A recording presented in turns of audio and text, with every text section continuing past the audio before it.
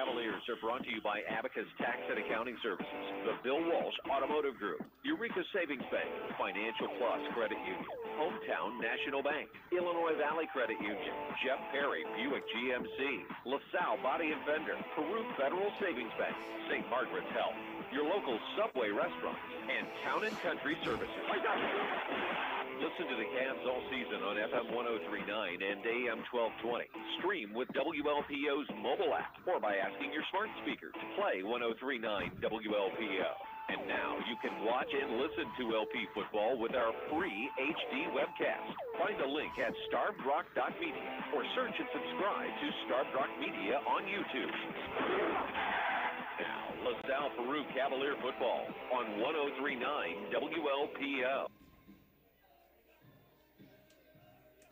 And welcome, good evening to LP Cavalier football here at Woodstock High School. Jeremy Aiken and Mike Porter.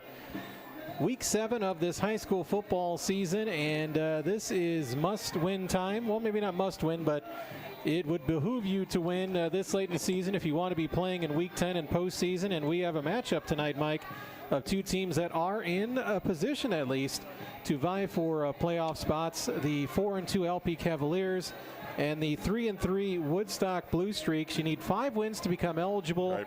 So needless to say, with 3 games left, LP can get a win tonight. They'd at least make themselves eligible and take a little pressure off the last 2 weeks of the season. Right. You never want to be in a must-win situation until you absolutely have to at the end of the season. So at 4-2 right now, if the Cavs can get that 5th win tonight, that would really, like you said, put take a lot of pressure off of them. Woodstock, on the other hand, is 3-3, so they are in kind of a must-win situation here because they have a couple tough games left. They have Sycamore to play also, so they're going to be fighting for their lives tonight too. So hopefully the Cavs can just start off strong and bring back a win. Yeah, and you're even looking at the conference standings. I mean, the Cavaliers are still sitting nice at 2-1. Morris and Sycamore are above them at 3-0, but those two teams will have to play each other. Right. And LP will get a shot at Morris as well. So, even a conference, at least a share, not out of the question yet for the Cavaliers beyond just the playoff picture. Both teams coming off victories last week. The Cavaliers, of course, the game you heard here on WLPO, ran the clock on the neighbors of the Blue Streaks, the Thunder from Woodstock North, 49-7. And Woodstock was in the neighborhood last week. They were over in Ottawa and had a game that went right down to the wire and beat the Pirates by a score of 24-20. You mentioned Woodstock is 3-3 overall. They're 1-2 in their conference. Their wins this year, besides Ottawa, came against Bartonville Limestone week 2, and they beat Harvard in week 3. They lost to Morris in week 4 by a score of 63-13. And lost to Caneland in week 5, 42-7. Of course, LP's losses 23-0 at Sycamore, and then 14-7 at home to Metamora.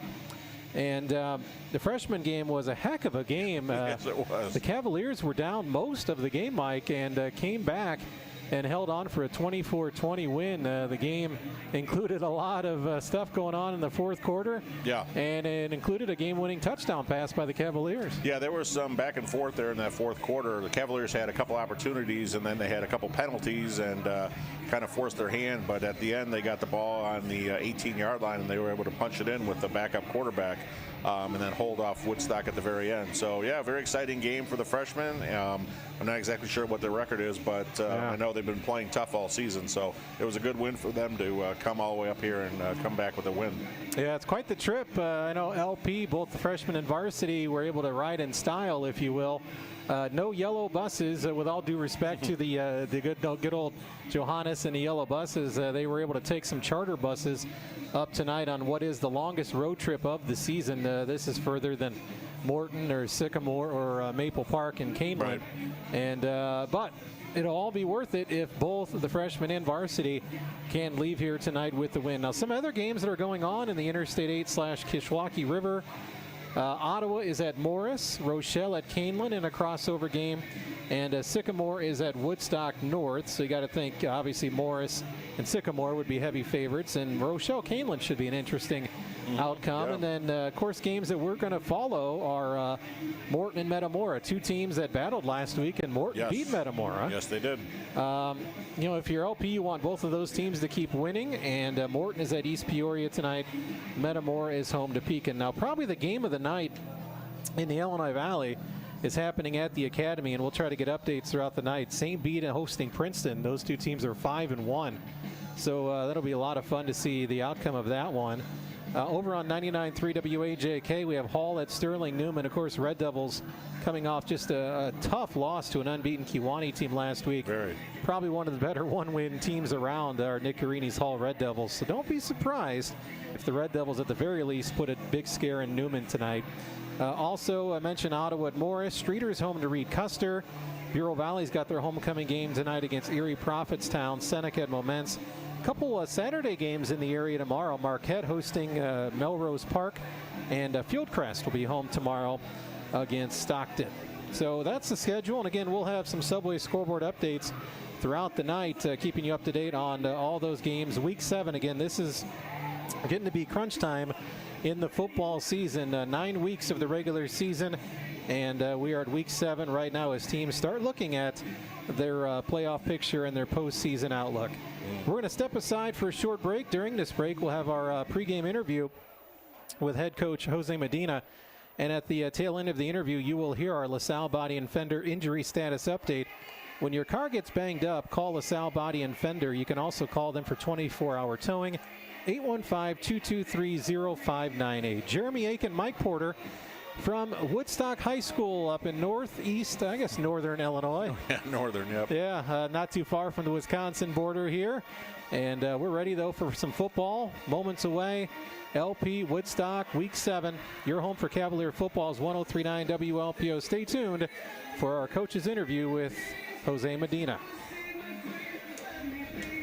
Field, you've got the rest of the game to make up for it. When something breaks down at home, you need prompt and professional service. That's why at Town & Country Services, their phones are manned 24 hours a day, 7 days a week to ensure that your problems and questions with plumbing, heating, and cooling are all taken care of promptly and professionally. Town & Country Services offer free estimates and affordable rates. Their licensed professionals and friendly staff have been a staple in the Illinois Valley since 1919. Give them a call anytime in Tonka at 815-442-3415 or Princeton at 815-872-2200. The LP Cavalier pregame show continues now with LP football head coach Jose Medina. And, Coach, I always like to take time to take a look back at last week. And you guys had a clock runner, a win over Woodstock North, a game where you were able to get a lot of kids into the game, got your running game going after being obviously stymied the week before against Sycamore. What all did you take away from that win over Woodstock North? I think the biggest thing was execution, just getting after it. Our offensive line took charge of their defensive line, and of course on both sides of the ball too as well. But yeah, our offensive line took charge, and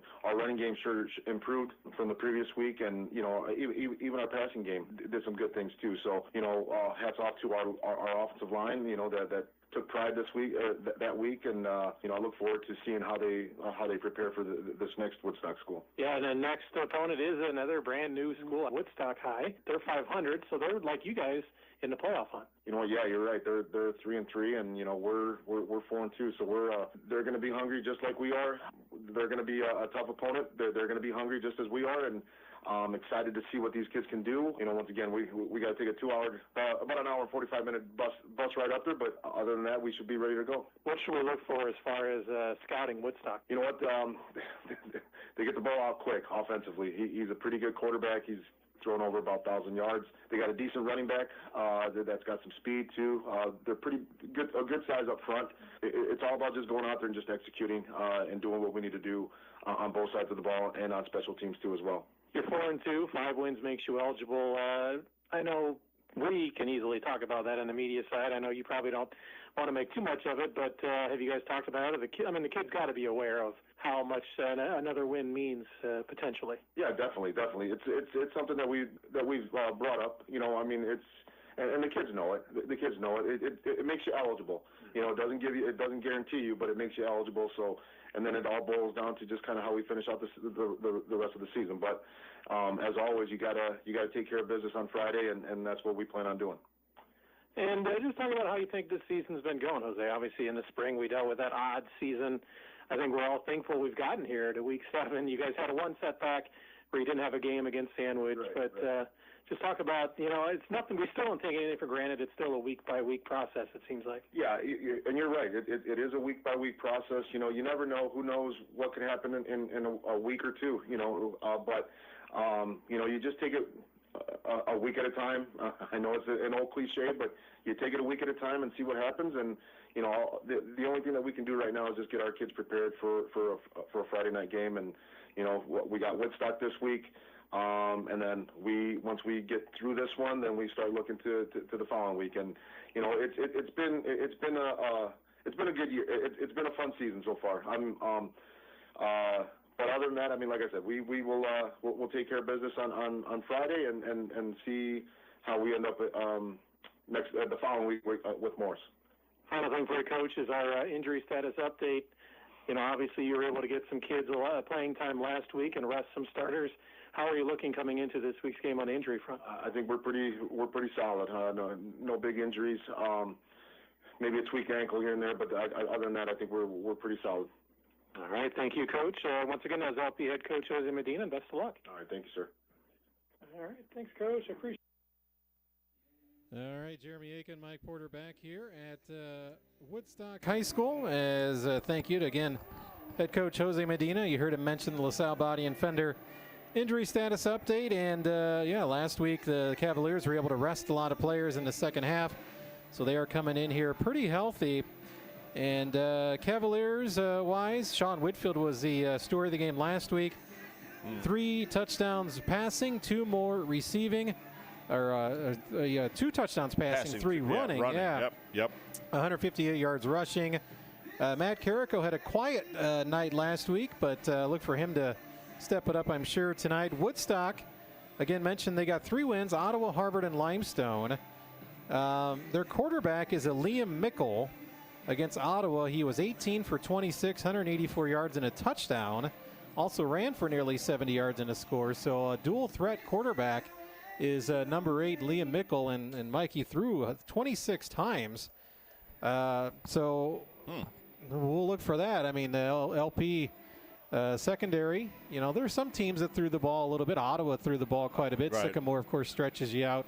So it looks like a Woodstock team that won't be afraid to put it in the air tonight.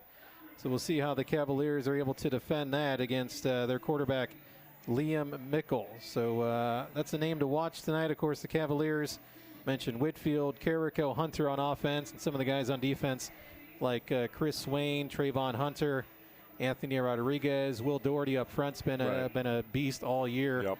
And the offensive line, of course, is key for this offense when you run the triple option offense like the Cavs. The big guys up front like Van Duzer, Belsky, Rowicki, those kind of guys, they'll rely on them tonight against the Woodstock Blue Streaks. And keys to the game, we'll go ahead and do that right now. Okay, Jeff Perry Buick Pontiac GMC, proud to sponsor the LP Keys to the Game. If you're looking for a new or used vehicle or need service, see why Jeff Perry customers come back again and again. Jeff Perry Buick Pontiac GMC in Rochelle, Peru, and online too. Obviously, Mike, it's a long road trip. The kids also were off school today. It's a 4-day weekend with in-service. Sometimes that can kind of throw off your normal game day routine. It's not a normal schedule. One of the keys I'm thinking is a good start, because I hope not, but very easily with that long trip, not being in school today, there could be that chance of LP kind of being sluggish to start. Yeah, absolutely. Like you said, an hour and 40 minutes in the bus. Granted, it wasn't a comfortable bus ride, but, obviously they probably didn't, unless the coaches had them get up early for a quick meeting this morning just to do a little bit of a routine kind of thing. But, yeah, the Cavs want to start fast. I mean, they did that last week. So I think they just want to continue that, start, real quick in the first quarter and get a score or 2 in.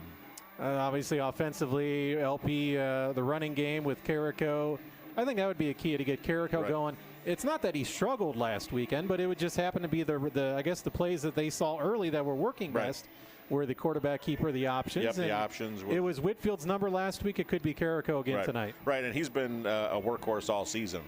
So every game we've had, maybe minus that Sycamore game, he's been all over the field. So I think Carrico, in my opinion, will get going tonight. And defensively, you mentioned their quarterback can throw, so I'm thinking put some pressure. Luke Murtis can put pressure. Shepard's got a few sacks. Right. Doherty is seemingly always in the defensive backfield or in the offensive backfield on defense. On defense, right. So, yeah, if if LP can control the both lines of scrimmage, we should be in pretty good shape tonight. Which I think they can. I mean, their defensive line and their linebackers have been the strength of their team all season. They've been playing really well, really good football. So I think if they can put pressure on the quarterback to try to stop that passing game at Woodstock, they'll be in good shape.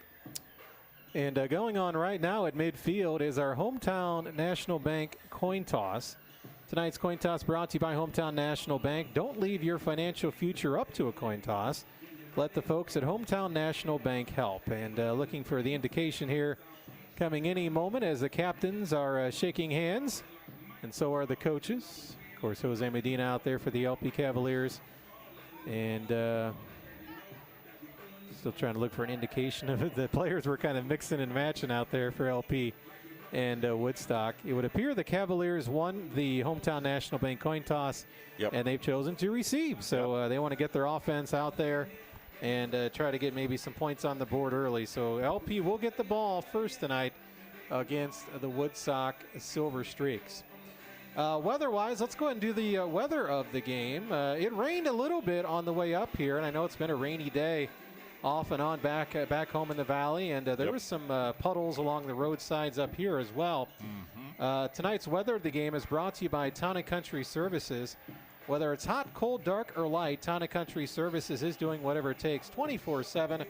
Go to townandcountryservices.com to find out more. And Mike, pretty pleasant night for I guess almost mid-October. Yeah, no, I mean you really couldn't ask for a better temperature-wise. It's around 66 degrees.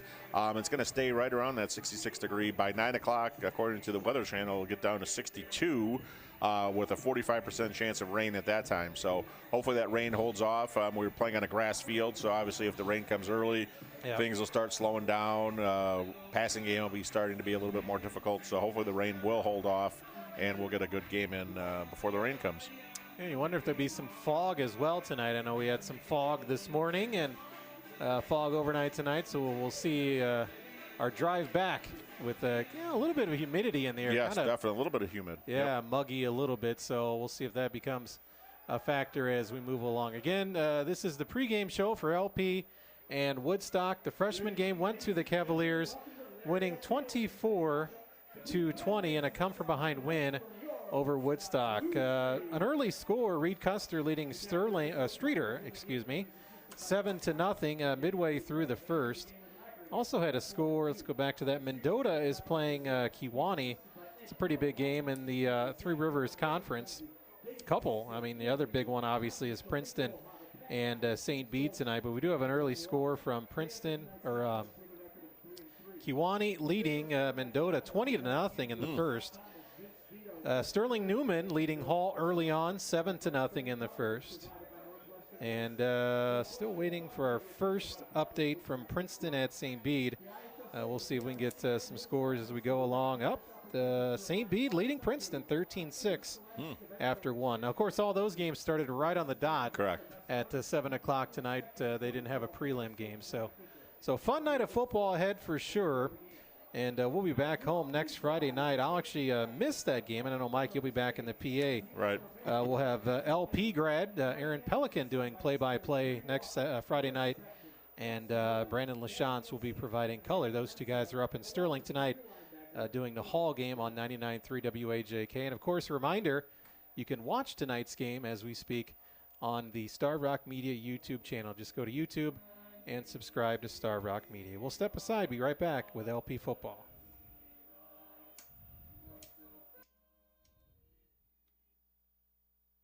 Hi, this is John with Elite Seamless Gutters out of Spring Valley. If you're looking at getting all the mold and all the stuff off your house that's been on your home for many years, call Elite Seamless Gutters. We can power wash your house right the first time. We have Hotsy machines with hot water, and we can take care of all your pressure washing needs. Call 663-8364 and get your driveway cleaned, your house pressure washed, your deck, whatever you would need to get your house cleaned up. Call Elite Seamless Gutters out of Spring Valley. We will get your power washing needs taken care of today. That's 663-8364 and get your power washing done right the first time. Get all this mold that's stuck on that siding, on that vinyl siding, cleaned off for the first time. You've got somebody that can do the job right the first time. Call Elite Seamless Gutters at 663-8364 and get that junk off your house today. That's Elite Seamless Gutters in Spring Valley. 815-663-8364. With Tom Petty, Bob Seger, and John Mellencamp are some of your favorite players. Stick around after the game. 1039 WLPO. Starved Block News, Talk, and Classic Rock. Jeremy Aiken, Mike Porter back here at Woodstock High School, looking at kickoff of almost probably about 7:35 here. As the national anthem is done, the teams are out in the field, and we're about ready for the opening kickoff, brought to you by Eureka Savings Bank. Since 1885, Eureka Savings Bank has been proud to be a part of this community, helping people just like you. Eureka Savings Bank, member FDIC. So we are ready for Week 7 football. 4-2 LP, 3-3 Woodstock. So a lot on the line here tonight with these two teams looking to get a step closer to playing in the postseason. LP will be at home again next week, senior night, and be prepared. They're going to have alternate uniforms next week, and I got to look at them yesterday talking to the coach, and I think they're pretty sharp. So I think the kids will have a lot of fun wearing those uniforms next week for senior night. Of course, we hope it's not the last game at Howard Fellows this year, because I mean, how fun would that be to have a home playoff game? You know, we did the playoff game in 2019, but it was on the road. Right. And, of course, in the spring would have been a playoff team, no doubt about it. But it's been a while since we've had a playoff game at Howard Fellows Stadium. Yeah, that's a perfect place for a playoff game in the late fall, for sure. Well, business to take care of. Let's not count our chickens yet. So again, the Cavaliers won the coin toss, brought to you by Hometown National Bank, and they will receive, going left to right on the good old radio dial. I'm all turned around in our directions, so I don't know if it's going south to north. I believe the east is to the left. All right. Say that it was the east side. So all right. LP in their traditional road unis, the white shirts, green numbers, red trim, green helmets, green pants with a red and white. The blue streaks with, as you would guess, largely blue uniforms, white numbers, white names, and I guess silver helmets or gray. Yeah, I'd say something looking like silver. So we are ready for football. Back deep for the Cavaliers, Trayvon Hunter. And looks like Ethan Bell back to receive this opening kickoff. And it's gotten really quiet for the approach. And here it is. It's a squib kick, almost an onside-er. And a nice job by, it looked like Anthony Rodriguez, who was up in the front line, went back and got it. And he falls on it about the 33-yard line of LP. So it was in kind of an in-between squib and onside kick. But the Cavaliers will start this drive. Good field position at their own 33-yard line. Sean Whitfield, of course, back as quarterback for your LP Cavaliers after that 5-touchdown effort last week. We'll see what he has for an encore for the Cavaliers. Yeah, I'm sure he would love to repeat that or something very similar to that.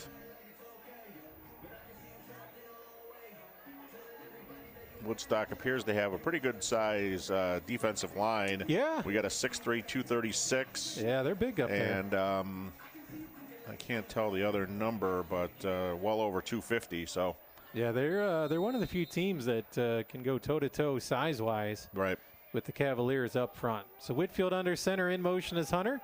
Matt Carrico goes off right tackle, bounces off 2 or 3 would-be defenders. Brought down by Andrew Ryan of Woodstock after about a 2-yard gain for Carrico, maybe 3. Yeah, amazing. He gets hit early, and he just continues to go forward. So those legs are churning the whole time. And he, I didn't think he was going to gain 1 yard, but he gained almost 3. Out to about the 36. 2nd down and 7 coming up for the Cavaliers. Just underway here at Woodstock High School. Wrapping up our Woodstock two-game series. North last week and Woodstock High this week. In motion is Walker. They go left side with Carrico, pushing the pile forward out near the 40, which would make it about a 3rd down and 4, or short 5, long 4. It's an old school field here. Literally a field, not a stadium like LP by any means. It's a field right next to the high school. And you can tell they've gotten rain, so some of the yard markers are faded a little bit in week 7 with a lot of rain. Yep. Especially midfield. You see that around midfield where a lot of the action's been. Whitfield under center on a 3rd and 4. Sean's going to run the option and pitch it. And he's got a wide open area over there. He's at the 40, the 30, and pushed out of bounds. That was Corey Walker on the option pitch. And Corey, as Mike mentioned, turned the corner with his speed and got the 1st down and plenty more. They mark it all the way down to the Woodstock, about the 33-yard line. So that's a gain of about 27. Doing some quick math there. That's about right, exactly. All right. Nice play already. Yeah. So. Yeah, I think they knew what Whitfield did last week, so they tried to take Whitfield out, but then Sean did the nice pitch play to Walker, who once he turned the corner had a lot of running room. 1st and 10 Cavs. There's Carrico back up the middle. Matt's got nice space inside the Woodstock 30, down to about the 29-yard line. Gain of a solid 4 for Carrico. That's what LP will do to you. They'll run outside and then just pound it right back up the gut. Yes, they will. Again, the interior line of the Cavs is pretty strong. Aiden Van Duzer, Belsky, you had mentioned. Yeah, Warren Rowicki up there. Warren Rowicki. Yeah, Will Doherty, I think, plays both sides sometimes as well. Creed McCormick is up there, too. So good job by the offensive line so far. Carrico behind Whitfield. Oh, I think they're going to call LP. Walker may have moved. It might be a false start. Sub sort. He was late getting set in his position, so it'll be a 5-yard mark off for the Cavs. 2nd and 11 now for LP. 9:53 to go in the first. No score between the Cavaliers and Blue Streaks. We're just underway. Cavaliers won the coin toss, chose to receive, and they've moved the ball down to the Woodstock 34-yard line to start this game. Senior night for Woodstock, so that's why we got a little later start. I don't think we've had a 7 o'clock or really close to a 7 o'clock start all year. No. But that's just how it goes. Well, a lot of the schools have been trying to get the senior nights in and everything else going on, because of obviously with COVID and whatnot. So, but this is actually late in the season for a senior night that we've seen. Carrico got a push again from the line of scrimmage, and they'll mark him down right at the 30. So he gets the penalty yardage back, basically the 5 yards. And it'll be 3rd down and 6 for the Cavaliers. Let's see if they go to the air or not. Or, more than likely, you look at it at 2 chances added here at the 30-yard line of Woodstock. Right. I mean, I know the Cavs do have a kicker there, Joey Shepard. Probably as a field goal, but I think they would probably go for it on 4th down. Whitfield under center for the Cavs. And he's going to run the option. Sean's going to turn it up. Oh, he got hammered. Partially hammered and partially slipped. It might have been a good thing that he slipped because, it shielded a little bit of the blow. But, he went down in a heap, did Whitfield. They mark it at the 28, so Sean gets 2 on the carry. But that'll set up a 4th and 5 now for LP. And, I think got to believe they're going to go for it here. First real big play of the game here early on. 8:45 to go in the first quarter. Cavaliers have had the ball the entire game so far. This drive started at their own 33-yard line. It's kept alive by a big run by Corey Walker. And straight drop back for Whitfield. Sean's flushed out, rolling left, throwing. Has a man wide open. Caught at the 10, spins inside 5, touchdown Trayvon Hunter. Trayvon Hunter with the touchdown reception of 28 yards. Trayvon got wide open, and Sean Whitfield a perfect touch to Trayvon, and he basically walked in from there. 8:19 to go. That is a Cavalier touchdown. Brought to you by Town and Country Services, doing whatever it takes 24/7. Plumbing, electric, heating, and cooling for over 100 years. Go to townandcountryservices.com to find out more. Yeah, Trayvon was out there alone. There was not a blue streak near him at all. So all he had to do was catch the ball and turn around and run it into the end zone. Here is Shepard with the PAT attempt. Snap is good. The hold is good. The kick looks plenty good. No. Oh. Yeah, the distance must have missed it to the left. So that is a failed extra point. The extra point attempt brought to you by Financial Plus Credit Union. They belong to you, and that's the plus at Financial Plus Credit Union in Peru, Ottawa, Mendota, Morris, and Diamond. So the kick is no good. That's the only downside so far. The Cavaliers, though, score on their first possession. 28-yard touchdown pass. Sean Whitfield to Trayvon Hunter. And the drive lasts just shy of 4 minutes, 3 minutes and 41 seconds. Yep. So, Mike, one of our keys was avoid a sluggish start, and the Cavaliers have done that. Yeah, I mean, you can't ask more for other than a 67-yard touchdown drive when you open the game like that. So, I mean, this is the second game that the Cavs have opened with the ball they've chosen to receive. So, they must see something that they want to get the offense moving quick and early. Setting the tone with the offense, the Cavaliers, and now we'll see their defense go to work. And as Mike mentioned in the pregame, defense has been a story for LP this year. They've been very stingy. And Morton, you may remember, Morton put up 21, but I think at least 2 touchdowns came in the fourth quarter. Yes, late those in were that garbage game. time touchdowns. Yeah, for sure. Metamore, the LP held to 14. Shut out Ottawa. Got the shutout, quote unquote, with a sandwich forfeit. And Sycamore was 23, which LP didn't allow any points in the second half against the powerful Spartans. Yeah, after that game, the way that game started, you would have thought it would have been more than 23. Yeah. Here's a kick by Shepard. It's taken about the 10, 20, 15, 25. End over end goes the returner for Woodstock. That's number 22, Hayden Hack. He's kind of tiptoeing out there, and he actually turned out to have a pretty good return. Knocked down at his own 34-yard line. So our first look at the Woodstock Blue Streaks. Yeah, I see, like you said, Liam Mickle is their starting quarterback, and Adrian Perry is appearing to be their starting running back. So we'll see how the running game is. And there's another player out there, too. 4 receiver set. Yep. So they will spread you out. And Mickle's going to throw just a really quick look. And Luke Murtis. A couple missed tackles, but LP, man, he's still going. Boy, Murtis and Hunter. He's got about 6 LP defenders over there. And LP said he fumbled it. Nope. Probably was forward progress stopped there. That was Sean Ryan. It was a real quick pass to him, and Murtis tracked him down, but he got away. Then Hunter. Then it took about 2 or 3 more Cavalier defenders to take him down. So they give him 1 yard on the game. Just a real quick kind of sidearm throw by Mickle. Second down and 9. Cavs defenders closed on him quick. Yeah, 3 receivers now for the Blue Streaks. And there's a handoff to the back, and he is brought down by guess who? Chris Swain, leading tackler for the Cavaliers. Yeah, Chris Swain and Will Doherty, those are the 2 top tacklers for LP's defense, and they've been all over the field all year, and here they lose a yard on that play. That was Adrian Perry, and Mike mentioned he's a name to watch. They're running back, at least to start the game. And a yard, so just like that, Woodstock staring at a 3rd down and 10. And they go back to the 4 receiver set. Perry in the backfield next to their quarterback, Liam Mickle. See if LP can put some pressure on the back. They're rushing 4. He's got plenty of time to throw. Fires, caught. Nice play. Trayvon Hunter makes the tackle on Jonah Habel. And he gets it down to inside LP territory at the Cavalier 49, 48-yard line. So a big gain on the 3rd down and 10 play. Yeah, 17-yard pass, and that was great protection on their line and through a strike. And Mickle's got some zip in his throws. He's got an arm. 6:45 and counting here in the first quarter. 6-0 LP over Woodstock. 3 receivers set for the Blue Streaks. Mickle in the pistol.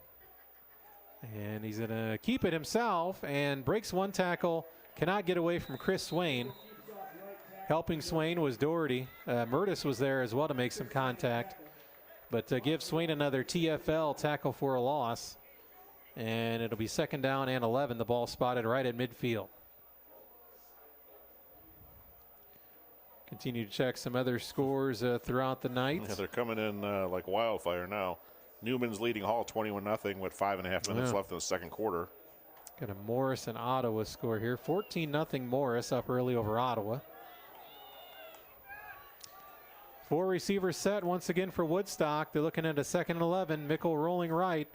He's got time to throw, fires, and again caught. And that was Jonah Habel again. Yep. And he was wrestled out of bounds by Ethan Bell. It's about a 10-yard gain on that. Well, maybe 9-yard gain. Yeah, so 2 yards short. So they put it back at the LP 41-yard line. First down markers at the 39. 3rd down and 2 coming up for Woodstock. So the Blue Streak quarterback has completed all of his pass attempts so far. Yep, 2 passes to number 7, Habel. And he had that quick pass the first play. Yep. Didn't go for much, but they do a counter. And, the defender was in the backfield already to start. Yeah, it looked like Will Doherty. Yep, he destroyed that play to start. Adrian Perry tried to hurdle Doherty, and Will was having nothing of it. And Will Doherty with the tackle for a loss, and it'll be 4th down, 3, maybe 4 for the Blue Streaks. An interesting call coming up here for Woodstock. They're at the Cavalier 42-yard line. And they're going to act like, they're going to go from under, they're going to act like they're punting. They're going to fake it, and it's going to be intercepted. Oh, that was a strange play. Yeah, they just kind of floated it over the line, and Caleb Burrell went up for the jump ball. Literally, that's all it was just kind of a jump ball. And Caleb Burrell with the interception for the Cavaliers on the fake punt. Yeah, I don't know if they were trying to fool LP by doing something, by faking a punt and just throwing the ball over the top, but it just was, he just kind of like shot-putted the ball, and Burrell, jumped up and caught it. So kind of a strange deal, but LP will take it. Yeah, we'll definitely take it. 1st down and 10, Cavs at their own 30. 6-0 LP with the lead. Whitfield going to run the option. There's a pitch to Walker, and Corey's got more running room before he's pushed out of bounds, shy of the 1st down. Gain of looks like 6, maybe 7 on the far side of the field from here. Our vantage point in the press box behind the Woodstock sideline. They'll give Walker 7. Okay, we'll take it. So Corey Walker finding some success early on the option with Whitfield. Clock stops at 4:59 as he was pushed out of bounds. 2nd and 3 Cavs at their own 36. Walker goes in motion. They go back to Carrico, and Matt has the 1st down. Right up the gut. Needed 3, got about 5. Strong run by Carrico once again. If we had a dime for every time we said that. A strong run by Carrico. Yeah, like I said, he just puts his head down and just keeps those legs pumping, and he's going. 1st and 10, Cavaliers at their own 42, looking to get some points off a turnover. Make Woodstock pay here on their senior night. And back to Carrico. Matt's got a lot of running room. And he's got open room. 40, 30, 20, 10, 5. Tripped up just before. Carrico's longest run, I would think, of his Cavalier career. He's had some where he's broken free. Yeah, I'm going to say about 56 yards in that run. Well, the line of scrimmage, Mike, was at the 42 of LP. So I'm thinking, they mark it at the 2, so 56. All right, the banking is come to play here. 56 yards. Wow, Matt Carrico, we talked about him having a quiet night last week. And Carrico was, you got to give it back to him, don't you, when he was that close to getting into the end zone? Yeah, you would think that you'd want him to try to score again. 1st and goal to 3, Carrico, touchdown LP. Yep, there it is. So officially from 3 yards out, that was the Matt Carrico drive. And the Cavaliers quickly take advantage of the fake punt that was picked off by Caleb Burrell. That LP touchdown brought to you by Town & Country Services, doing whatever it takes 24/7. Plumbing, electric, heating, and cooling for over 100 years. Go to townandcountryservices.com to find out more. 12-0. Cavaliers with the lead at 4:09. And since they missed that extra point, now they're chasing the points, if you will. They're going to go for 2 here. Yeah, I'm going to take your word for it here. I can't see. There's a giant wall in front of me, so there's going to be a false start, it looks like. Yeah, well, maybe this will change their mind, or maybe they'll try to kick it now. 5-yard walk-off. False start on the Cavs.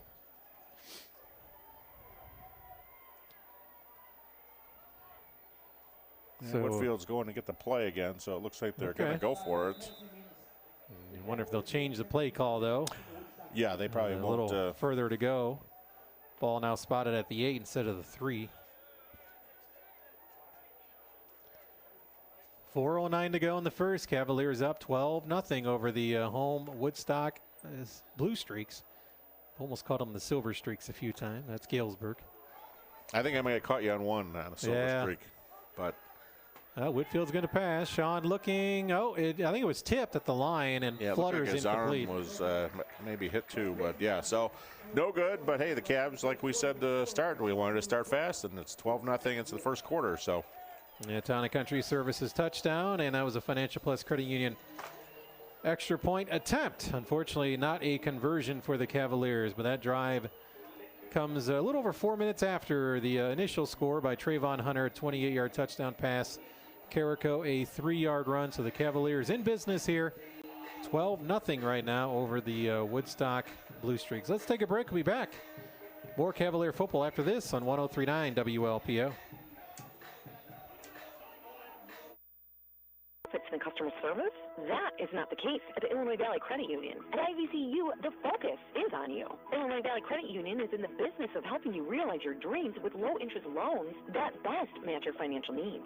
Get the lowest rate when you finance or refi your car, motorcycle, or RV with IVCU. If you live, work, or worship in LaSalle-Peru or Putnam counties, you can become an IVCU member. See more at IVCU.com with the emphasis on you. IVCU member and CUA. A tradition of news and sports. 103.9 WLPO. Star Block News, Talk, and Classic Rock. Jeremy Aiken, Mike Porter back here at Woodstock High School. 12-0 LP, and Shepard to do the kickoff here. Joey had a extra point that he missed early on, and then the LP went for a 2-point conversion. That was no good. And here's an end-over-end kick. It's going to be taken by the Blue Streaks at about the 12, the 20, the 25, and hog-tied out of bounds at about the 30. Again, that Hack is return again, so he must second return for him. Gage Swiskowski made the tackle for LP on the special teams. Gets a high five from Coach Jose Medina going off the field. 4:03 to go here in the first. 12-0 is the score between the Cavaliers and Woodstock. 4-2 LP, 3-3 Woodstock. And the Blue Streaks last drive inning and an interception on a fake punt. And there's a handoff and right into the arms of Chris Swain once again. And down goes Adrian Perry. LP may make Woodstock one-dimensional here pretty early tonight as far as taking the running game out of the equation. Yeah, they haven't had many successful runs here yet. I've got 3 -1 yards and a 0 yard. Yeah, that's not successful. No. 4 receivers, 3 to the right, trips as they would say, to the right of Mickle. 1 receiver to the short side, and he's going to pass, straight drop back, throwing. Oh, it's single up in the coverage, and it is caught.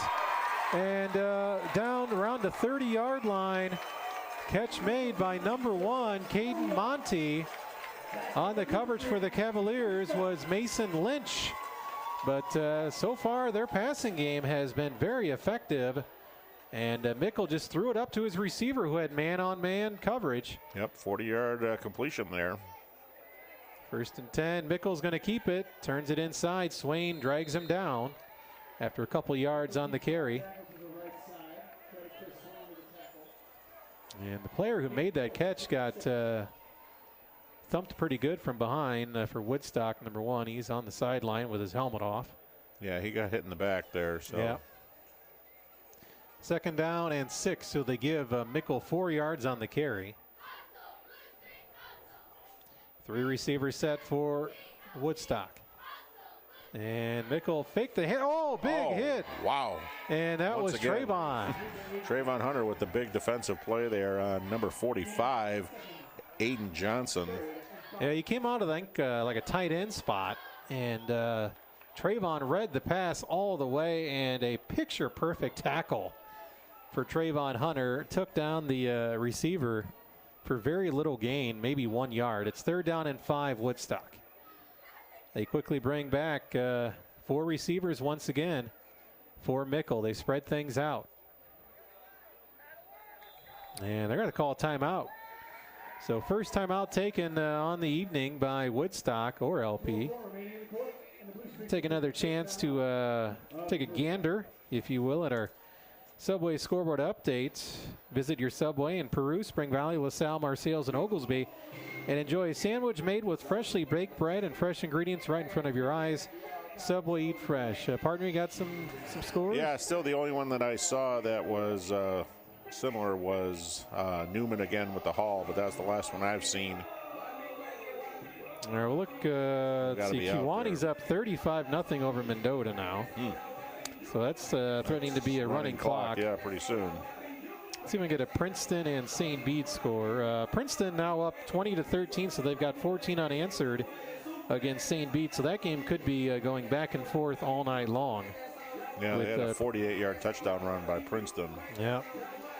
That's a matchup of 2 playoff teams right there. And Morris was leading Ottawa at last check by a score of 21-0. Morris over Ottawa. Low snap, and he's going to be sacked. Oh, big-time sack. Will Doherty. Will Doherty with a huge sack. Mickle had no chance. Once the snap was low, he was able to pick it up, scoop it up, but Will Doherty knocked him back for a huge loss. Yeah, almost they're 10 yards. Mark it, obviously not where he ended up, but it's forward progress, but still a big loss for Woodstock. Yeah, they had a 3rd and 5, so that's a loss of 7. Yep. And already some desperation here. Woodstock going to go for it. Oh, now he's going to go back as if he's punting. Is Mickle on a low snap. He does punt it and gets off a pretty good kick. Yep, very good. A nice roll. Yeah, it takes a nice Woodstock bounce, and it's going to settle right at the 10-yard line. So LP's defense turns back at Woodstock once again. Cavaliers will have their worst starting field position of the night, but they lead 12-0. 1st and 10 Cavs at their own 10 with 1:14 to go here in the first quarter. So defensive highlights so far: an interception by Caleb Burrell and a big sack on a 3rd down by senior Will Doherty. Yeah, the seniors have been all over showing on the defensive side so far. Oh, yeah. Trayvon with a big hit. Obviously, also Luke Murtis has had a big play on defense. Chris Swain has been leading in tackles already. And Doherty, of course, too. So listen, we haven't given Will a player of the game yet this year. He's well on his way tonight, making a lot of noise on the defensive line. Handoff right tackle to Matt Carrico. Matt gets 2, maybe 3 yards. Yeah, look at him. Looks like looks like 3. 3, yep. Under a minute to go. Clock is running here in the first quarter. We've reached the 8 o'clock mark. You're listening to LP Football on 103.9 WLPO, LaSalle-Peru, Oglesby. 2nd down and 7. Cavaliers maybe one more play here before they switch sides of the field. Whitfield goes under center for the Cavs. And he's going to run the option. I think he's got the option, yep. Sean puts his head down, goes forward for 2, maybe 3. So at least early on, Sean hasn't really found a whole lot of running. Nothing close to last week, but still positive yards. Yep, so 2 yards on that play, it looks like, so 3rd and 5. And that probably is going to be it. They're not just now bringing in the play, but we're under 10 seconds to go. Yeah, there's no play clock here at Woodstock, but we're going to guess that their first quarter is going to end here. And it will. So it was all LP in the first quarter. Cavaliers up 12-0, and they'll have the ball to start the second quarter after this. On your home for Cavalier football, 103.9 WLPO. Company for more than 60 years wants to help you with your remodeling project. Reduce your energy consumption year-round with Coolmaster's selection of high-quality, Energy Star-rated windows and doors. Coolmaster also provides high-quality siding, soffit, glass showers, and 3-season rooms. Call 223-8972 for a free estimate, or visit the Coolmaster showroom on 2nd Street in downtown LaSalle. Coolmaster, the Illinois Valley's leader in window and door replacement. Tired of having to take your debit card out of your wallet every time you need to pay for something at a business? Hi, this is Kim from Prue Federal Savings Bank. Just add your debit card information to one of those apps, and once you're approved, you'll be able to use your phone to pay for your coffee, lunch, groceries, and more. Visit Prue Federal Savings Bank today to learn this and many of our other convenient services. Equal housing lender, member FDIC. Stick around for more great rock after the game on 103.9 WLPO. Starved Rock News, talk, and classic rock. Jeremy Aiken, Mike Porter back here at Woodstock High School. It is 12-0 LP with the lead over Woodstock, and the Cavaliers will have the ball 3rd and 4 at their own 15-yard line. Again, the worst starting field position of the night after a pretty good punt by the do-everything quarterback, I guess, Liam Mickle for Woodstock. He does not play defense. In fact, I see him down here. They got some of their offensive guys watching film on a TV at the sideline. Nice little setup there to check out the replays and whatnot. They don't all have, like in the NFL, they don't have their own tablets. Correct. Yeah. Probably getting paid about $1 million from Microsoft to do that. 3rd down and 4 coming up for the Cavs. Whitfield briefly tries the hard count, but Woodstock not biting on the play. Sean's going to pitch to Trayvon, and he's got some blockers. First down, Trayvon pulls his way past the 25 for a first down. Yeah, that play's been successful all year. Trayvon's just got such speed. When he gets around the corner, he is just gone. Sort of like Corey Walker. You know, they get around the corner and they just blow past the defender. So nice play by Trayvon for the first down. Yeah, they don't use it all that often. No. But anytime, that was what their one score against Metamora was that Trayvon broke it for 67, took it to the house. And he didn't get 67 that time, but he got 12 for a first down for the Cavs. 1st and 10 LP at the 27. They go back to Carrico, and Matt gets it out to near the 35-yard line. Needed 10 for the first down, obviously, and got about 8. That's a nice gain for Carrico. Matt's got to be close, if not over the century mark already, thanks obviously to that huge run he had in the first quarter, the near touchdown run. Wow, they marked him further back than they thought. So actually it was a gain of 6. 2nd down and 4 for LP. And they give it to Carrico, and that was kind of slow developing. And Matt's short of the first down. He got really only 1 that time. Yeah, there wasn't much chance on that play. Just like you said, it was a very slow developing run up the middle. 3rd and 3 for the Cavaliers. Probably not 4-down territory here. So No. Especially with a 12-0 lead and as good of a defense as you have for LP, there would be no need to go for it. Whitfield's going to run the option, and he's just going to keep it, put his head down. On that side. I think it's going to be close where they mark him as far as forward progress goes. The far side officials well beyond the first down marker. Yeah, they're both telling the markers to move. So first down run by Whitfield. Good job by the big guys up front because Whitfield just tucked the ball, and he got behind one of his big guys. Needed 3 and got 4. 1st and 10 Cavaliers at the 38-yard line. They keep the chains moving. And the clock running. So, two good things for an offense like the Cavaliers have.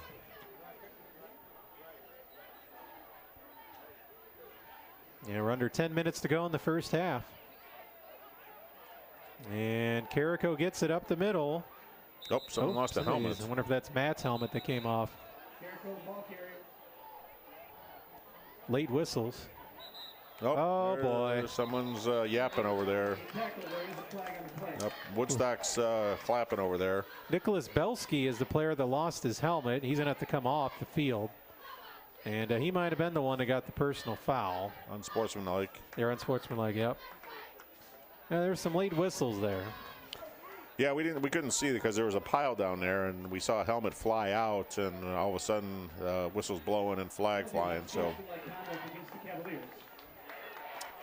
Those are the kind of penalties we really don't want to see. No, you know, obviously it didn't really. I mean, the play was over. Yes, his helmet probably got ripped off somehow, but you're just going to have to. Cooler heads have to prevail on that, something like that. And so Belski's going to sit out of play, and Carrico goes out as well.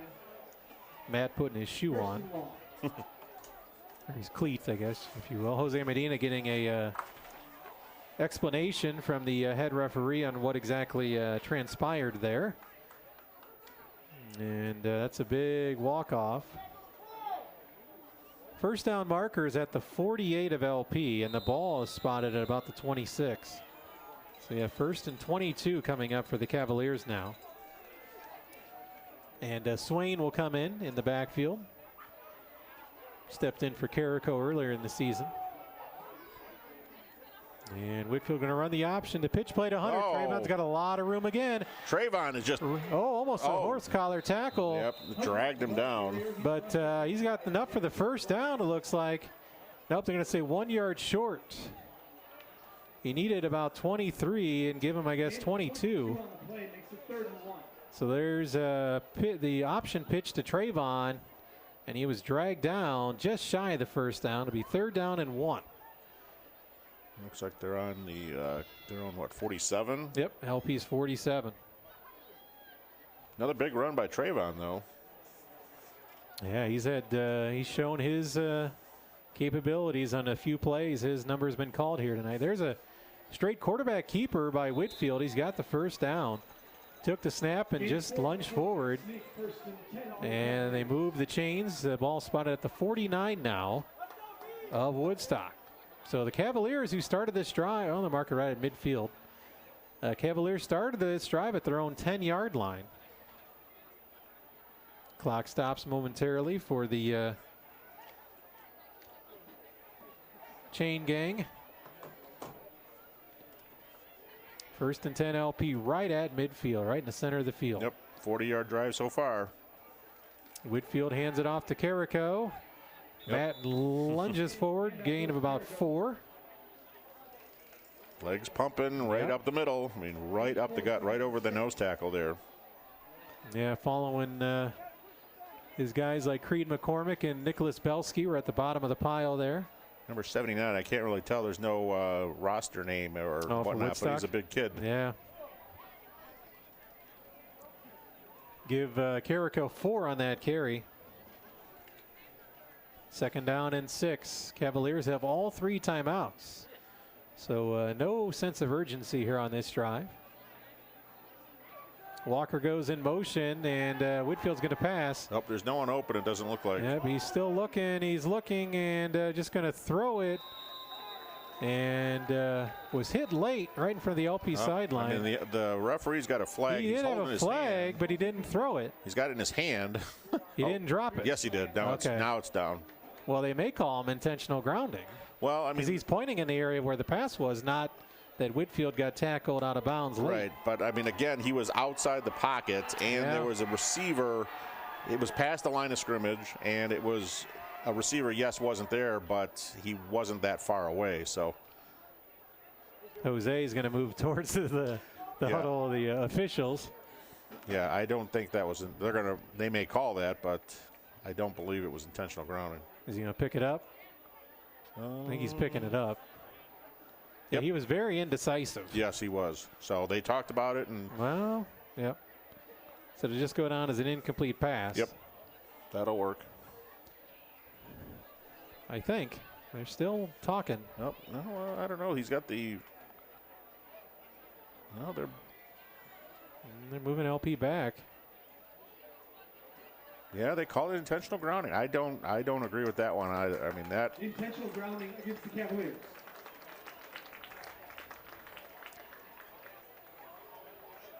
The head official was just sitting there with the flag. He was very unsure of himself, that's for sure. The Cavaliers face 3rd and 18. So LP now looking at a 3rd and 18.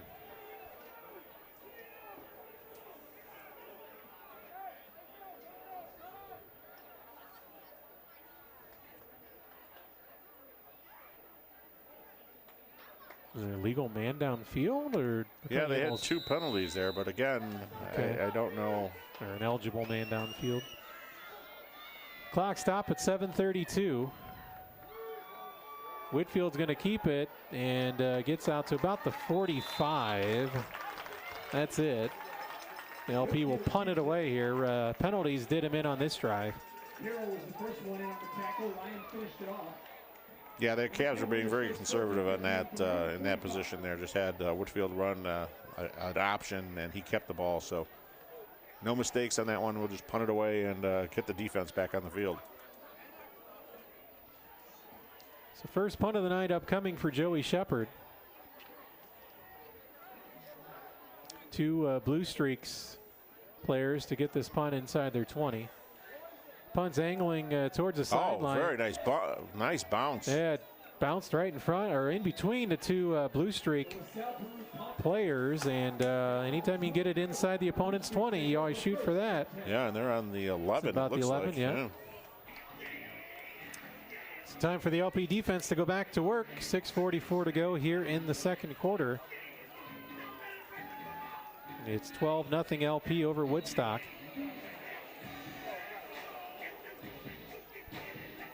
Mickle started off hot and was sacked in the last possession. They really ended their drive again. They've got nothing going on the ground. No, yeah, their passing game has been successful, so Cavs going to have to figure something out with that. 4 receivers set for Woodstock, and they hand it off and nowhere to go. Wow, he got nowhere. Shepard was in there, and also was Will Doherty again. Yeah, I think he lost. Wow, he lost about 5-6 yards. Yeah. Wow. Yeah, so, the Adrian Perry is not having a good night so far. And to his defense, I mean, he's really had no. I don't disagree at all. He's had no shot. Yeah. The offensive line is definitely not helping him out. And Woodstock obviously going to have to turn back to the air. 2nd down and 15. We're now halfway through this second quarter. And Mickle, he's going to hand it off. Wow. Swain was there. Luke Murtis as well. Kind of a delayed handoff. Yeah, that was an interesting play call there. That was back to Perry again. Yeah, 44. Murtis was right, like you said, on the bottom of the pile there, so big hit. So it's 3rd and long coming up for Woodstock. For your LP, if you can stop him here, you'll get plenty of time and good field position. Certainly. 4 receivers set for Woodstock at their own 7-yard line. Watch number 7. Mickle going to throw. He's got time. Throws over the middle and off the fingertips of a diving receiver, Sean Ryan. Yeah, that was a nice attempt by Ryan to catch that pass. It was just a little bit ahead of him, but flags on the field, so should be 4th down. Look like Hernandez with the coverage for LP, Osvaldo. And Woodstock going to have to punt the ball right back to LP. And back deep is Mason Lynch, but he's not really that deep. Yeah, I was going to say, it's not a 35, 40-yard line here. Mickle got the punt from almost his own end zone. Takes a Woodstock bounce to Lynch. Mason gets a 47. He's got a lot of running room. Yeah, that's 40, 35, 30, 25. He's still up. 20. Mason Lynch had a ton of running room. Man. I mean, there wasn't a Blue Streak player within 10 yards of him when he got the football. And then he got some nice blocks from Ethan Bell. Trayvon Hunter were back there. I think that punt just took a nice bounce and it just rolled right to the returner, and he just picked it right up and ran. And the kickoff team, punt team, didn't have time to get down to the field. Yeah, Mason's got a lot of speed. We saw that last week where he almost returned an interception for a touchdown. So look at that. The Cavs are starting out on the 17-yard line at Woodstock. So a great opportunity for the Cavs to put one in here. Yeah, just like that, LP's in the Illinois Valley Credit Union red zone. Illinois Valley Credit Union now offering Visa cards for interest rates as low as 9.9%. Whitfield hands it off up the middle. Nothing there for Carrico. Yeah, the defender was right on Whitfield right as he was handing the ball off. So he was lucky to get it off to Carrico, but no shot on that play. 2nd and maybe they're giving him a half a yard. Yeah, give him a yard. 2nd and 9 for LP.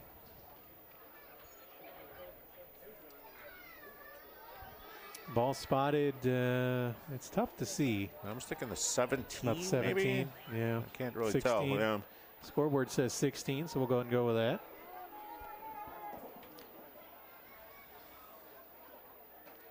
Whitfield's going to keep it and dodges the first defender, turns the corner. Ooh. Gets near the first down marker. Probably going to be pushed out of bounds just shy of the first down marker. Yeah, it was kind of hard, definitely hard to tell from our angle where he was, but it does look to be short about a yard or two. Or 3. Yeah. A few times we've thought that they should have got a better spot than they did. Yeah, so it looks like 7 yards on that carry. About near the 10, just outside the 10. 3rd down and 3. The clock stopped as Whitfield was pushed out of bounds. 3rd and 3 at the 10.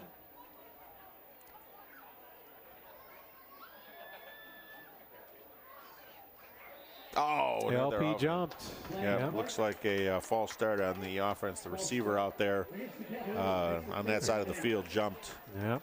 So 3rd and 8 now for the Cavs. Trying to think. I don't think Woodstock's had a penalty tonight, have they? LP's had a personal foul. Yep. They've had a couple false starts. 2 false starts. No holding calls either way. I know that. Nope, intentional grounding. Yeah. Unsportsmanlike. So they've had a couple big ones. Woodstock has not had a penalty called against them. Sounds like it's a positive if you're Woodstock for sure. Playing very disciplined football here. And LP, I think, had 2 guys moving at once. And it's going to be 3rd and 13 now for the Cavs, moving themselves out of field goal range as well. Yeah, they're definitely going the wrong direction, and that's the kind of the hazard with this kind of offense where, you know, you've got the triple option potentially where people could be moving at the same time, and that you cannot do that. So Cavs have to start going the right direction. I mean, they're still at the 20-yard line, so well within Shepherd's possible field goal range if they choose to go that route. Clock stopped at 4:14 to go here in the first half.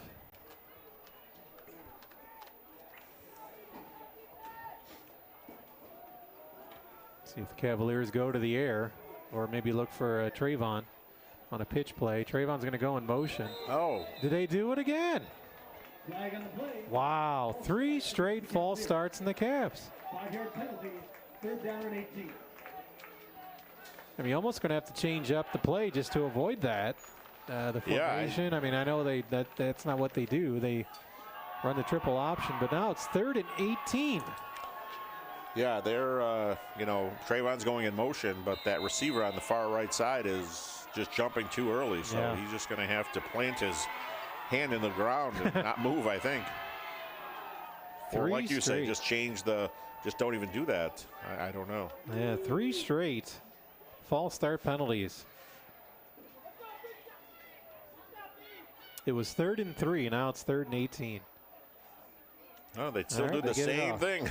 Whitfield going back to pass, rolling left. Sean's going to run for it. 20, 15, and kept out of the 10. It's going to be a 4th down, but he did get quite a bit of yardage back. The market at about the 11. So it was 3rd and 18. Now it's 4th and 5, 6. Yeah, gained about 13 on the carry. Yards. So so the Cavs are going to have a decision to make. Looks like a timeout. They're at the 11 from where I see the linesman setting up. I don't think any 4:04. I thought that's how much time was left when that ball snapped. I don't know if any time ran off the clock. But LP uses their first timeout. Each team has used 1 timeout here in the first half. It's a good time to do it. You know, they want to make sure they get their play in correctly. 4th and 6, 4th and 5. I'm assuming it looks like they're going to be going for it as opposed to trying a field goal. So. Coming up, we'll have our St. Margaret's Health halftime show. We'll have a recap of the scoring, stats as well. Again, we'll have a Subway scoreboard update. And Mike will have a rundown of LP activities. And we'll also kind of delve into Woodstock, the city Woodstock. I don't think it's named after the Peanuts character. It is not. The bird. I did learn something about how the bird was named, and I can share that also. Right. And they are going to try a field goal. Look at Joey Shepard's out here. It's going to be about a 28-yard field goal attempt for Joey Shepard. Snap is down. The kick is up. And good. That's a 28-yard field goal for Joey Shepard. 29-yard field goal attempt is up. Yeah, he kicked from the left hash, and it just kind of floated up through the uprights. So nice kick by Joey. That's a Financial Plus Credit Union field. Be the home finale, regular season home finale against the Morris football team, if you will. Yep. I know the media over that way has chosen to go that route. The Morris football team, kind of like the Washington football team. 15-0, LP with the lead over Woodstock, and Shepard, fresh off that field goal, his first of the season, will get this boot in, and it's a pretty good one, sending the Blue Streak player back inside of his 10. 15 and sidesteps the first tackler, and got a nice return. Yeah, whoa. Nothing wrong there, but yeah, Ethan Bell. He's right around the pushing around, no big deal. Ethan Bell was out there with him, so no harm, no foul. Sean Ryan with the carry, and he was not wanting to go down. Refs were frantically blowing their whistles as Ethan Bell was going for a ride on the LP sideline. Just we're hoping that neither player would get hurt at that point. Well, there's just not a lot of room over there. I mean, it looks like the track is right along the sideline over there, and then there's a fence, and then the visiting stands are over there. They're kind of like a miniaturized version of stands over on that side.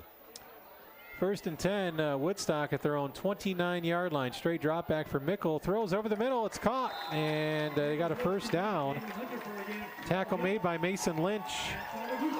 But the catch made by Caden Hunter gets it out to about the 41-yard line for Woodstock. So Mickle with another completion for the Blue Streaks.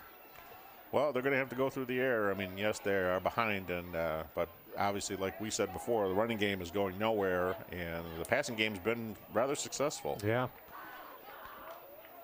4 receivers set for Woodstock. Straight drop back pass again, throwing over the middle, just off the fingertips. Number 10, Canola. Jared Canola, and he had it, but just went off his fingertips. A slant pass. Caleb Burrell had the coverage. Not much Caleb could do. Just was dropped. 2nd down and 10 as Mickle zoomed it in there. Yeah, it was definitely there. He just dropped it, so Cavs are lucky on that play. That would have been a first down. Kind of a gunslinger. He zings the ball in there. Brett Favre type. And they're going to run. Nope, they faked the handoff. Mickle. Oh, 76. Wiki grabbed the jersey. Nice job. Oh, no. There's quarterback was down, and but nice job, like you mentioned, partner. Warren Rowicki grabbed his jersey, and Warren wasn't going to let go, and he's going to go off the field and get a nice hand from his coaching staff and players. Warren may have kept that one from being a good game by Mickle. Yeah. Well, I mean, there's nothing illegal about pulling your jersey. Nope. I mean, we've seen it in the pros where people have long hair, like Ricky Williams back in the and day. they pull his hair to tackle him. That's completely legal. So Marshawn Lynch. You just can't do a horse tackle around the shoulder pads.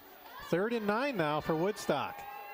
They throw over the middle. It's caught, and he's able to turn the corner and has a first down. Reaching for extra yardage. You're going to say the ground caused the fumble. Ryan with the catch. Tackle made by Caleb Burrell. So another first down as their quarterback got rid of it just in time before Chris Swain took down Mickle. But that's a first down for Woodstock. 1st and 10 at the LP 43. So far, this LP defense has been bend, don't break. Yep, just trying to keep everything in front of them.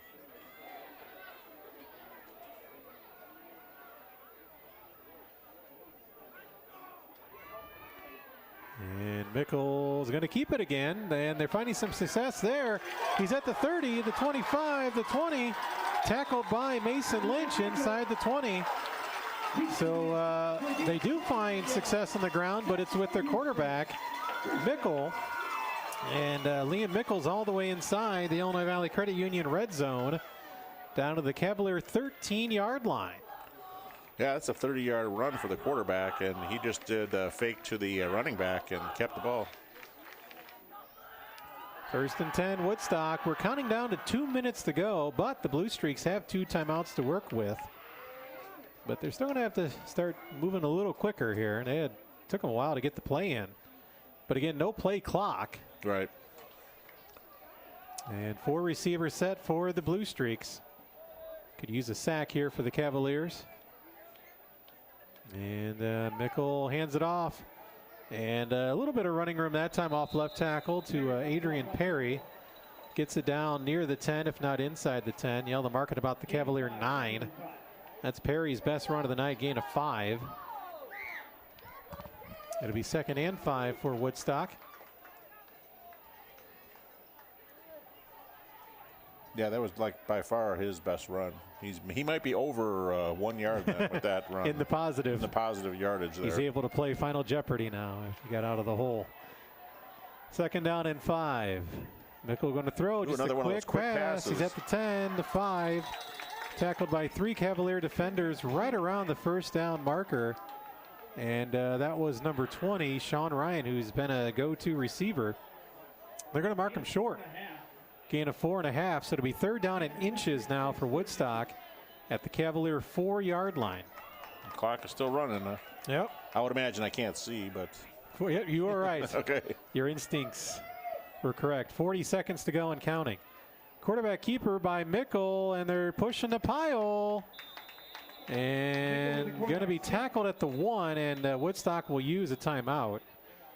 So they got the first down. Clock stops at 33.3 seconds to go.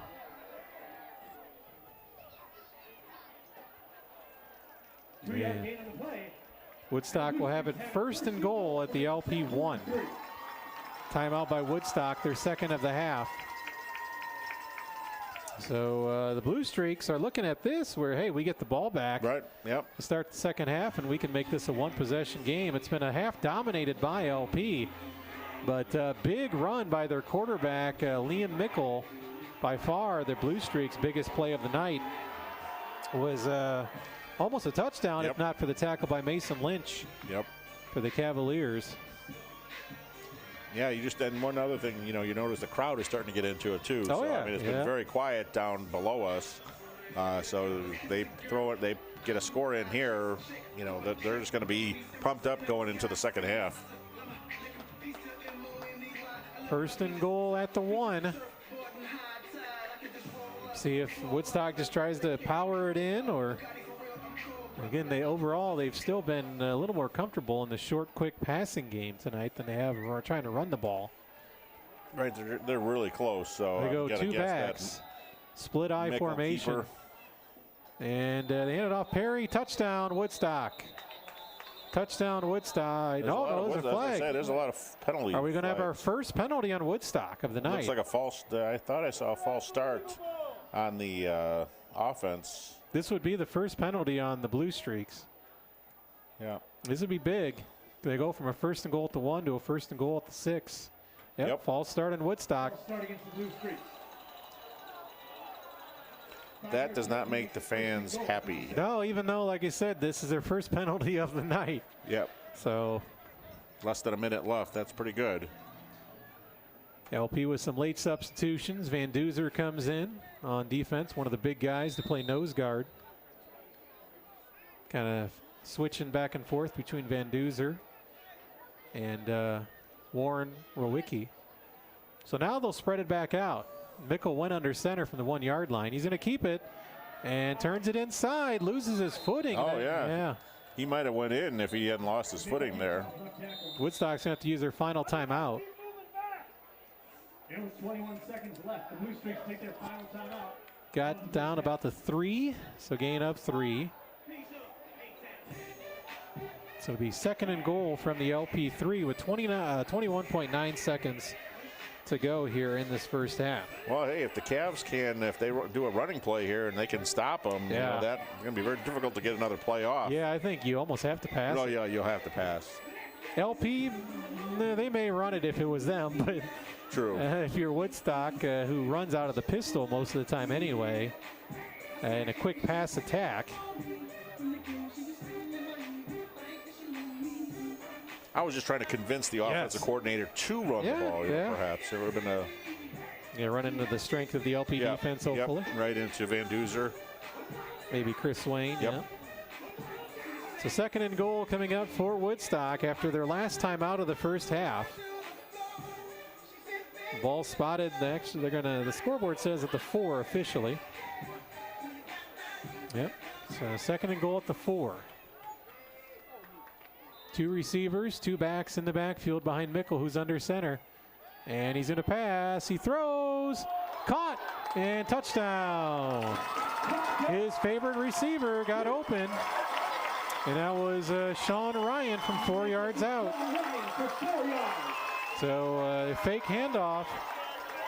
And with 16.6 seconds to go, Woodstock gets on the board for the first time tonight. 15-6 LP. So clutch play by Mickle and Ryan. A senior quarterback and a senior wide receiver.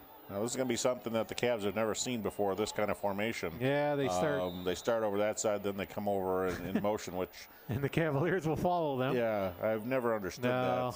No, it's kind of weird. I guess you have to be watching on our YouTube channel to understand what we're talking about, but very strange and good kick, it looks like, from here. Plenty of distance. It is good. It's the first successful PAT of the night between either team. So 16.6 seconds to go, and Woodstock is on the board now. It's a 1-possession game. 15-7 to Cavaliers over Woodstock.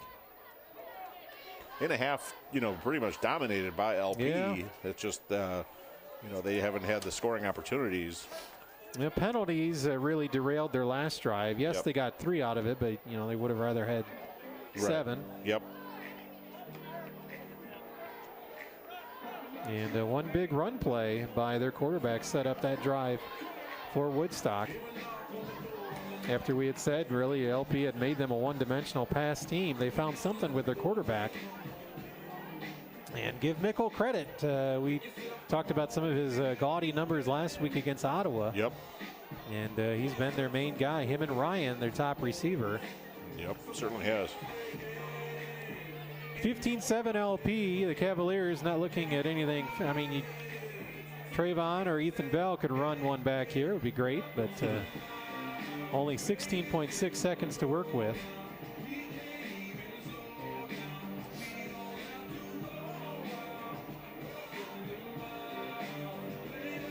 Be a running clock at Ottawa. Morris up 42-0.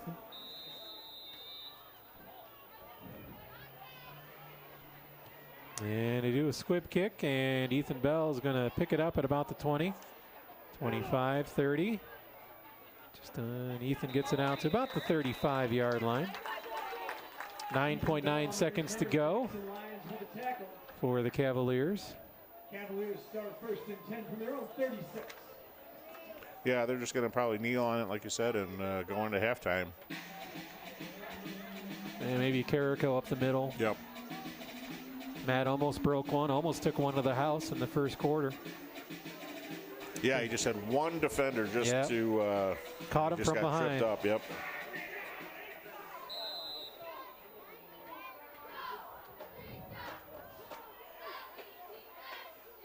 And they will give it to Carrico, and Matt gets 1 or 2 yards. Give him 2 off left tackle, and that'll be the end of the half. So the Cavaliers lead, but you kind of feel like you wish it was a little bigger lead than it is. A little bit, yep. It's only a 1-score lead. LP leading Woodstock 15-7 here at half. When we come back, we'll have a scoring summary, some stats as well as we start the St. Margaret's Health halftime show on your home for Cavalier football, 103.9 at WLPO. So the LP keys to the game. In life, as in sports, the keys are hard work, teamwork, and treating others the way you want to be treated. Hi, this is Steve Hammers, General Manager of Jeff Berry Buick GMC. Our Jeff Berry team works hard every day to give you a great customer experience. If you're looking for a new or used vehicle or your vehicle needs service, I invite you to see why Jeff Berry customers come back again and again. Jeff Berry Auto Group, serving you in Peru and our new location in Rochelle. Tickets to the game and wherever you go. Download the free 103.9 WLPO app today. Jeremy Aiken back here at Woodstock High School. And LP leading by a score of 15-7 over Woodstock High School. And here is the scoring summary for the first half. First, I should mention again, you're listening to the St. Margaret's Health halftime show. And thank you to St. Margaret's Health. And you can stay on top of your game with help from St. Margaret's Health and Dr. Shin. He's the Illinois Valley's only doctor certified in both orthopedics and sports medicine. LP got on the board at 8:19 of the first quarter. A beautiful pass from Sean Whitfield to Trayvon Hunter. Trayvon pretty much waltzed in once he made the catch from 28 yards out. Unfortunately, the kick was no good, so LP led 6-0. Then with 4:09 to go in the first, Matt Carrico finished off a big drive of really his own doing, a big run before this 3-yard touchdown run. LP went for 2, and the pass was no good. Cavaliers led 12-0 after 1. In the second quarter, the Cavaliers were driving. Then they had 3 straight false start penalties. They had to settle for a 29-yard field goal, and Shepherd made it at 3:59. So the Cavaliers built their lead to 15-0.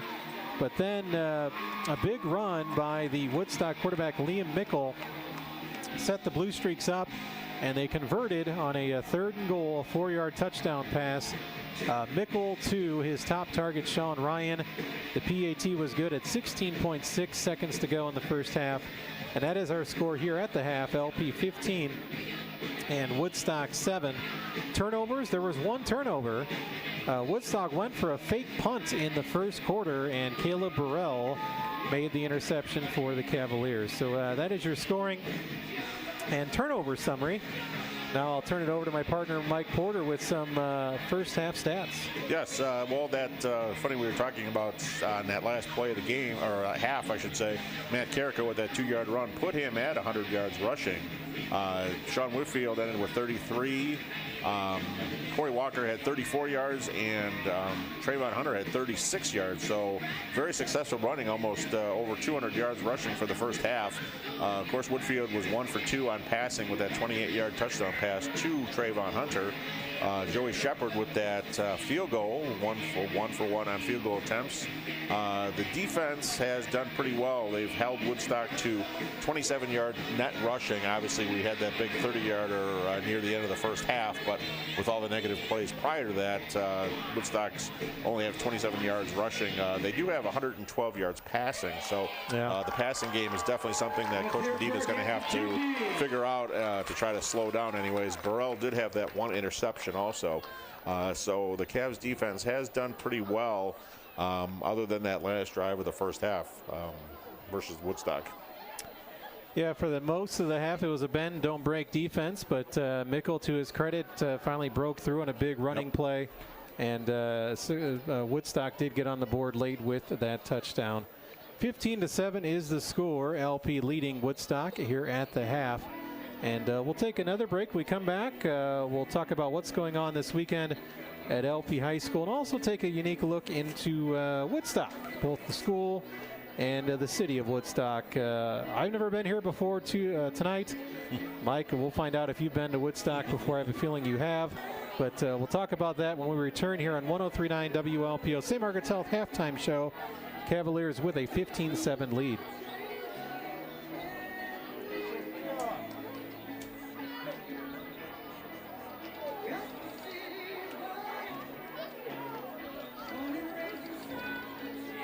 Offering telehealth patient visits so you can stay safe at home and visit your doctor virtually on your smartphone, tablet, or computer. Telehealth is easy and safe. You simply have to download an app that you can find on St. Margaret's website. Visit with your doctor wherever you are with telehealth. Now available from St. Margaret's Hospital. Find out all you need to know about St. Margaret's telehealth at aboutsmh.org.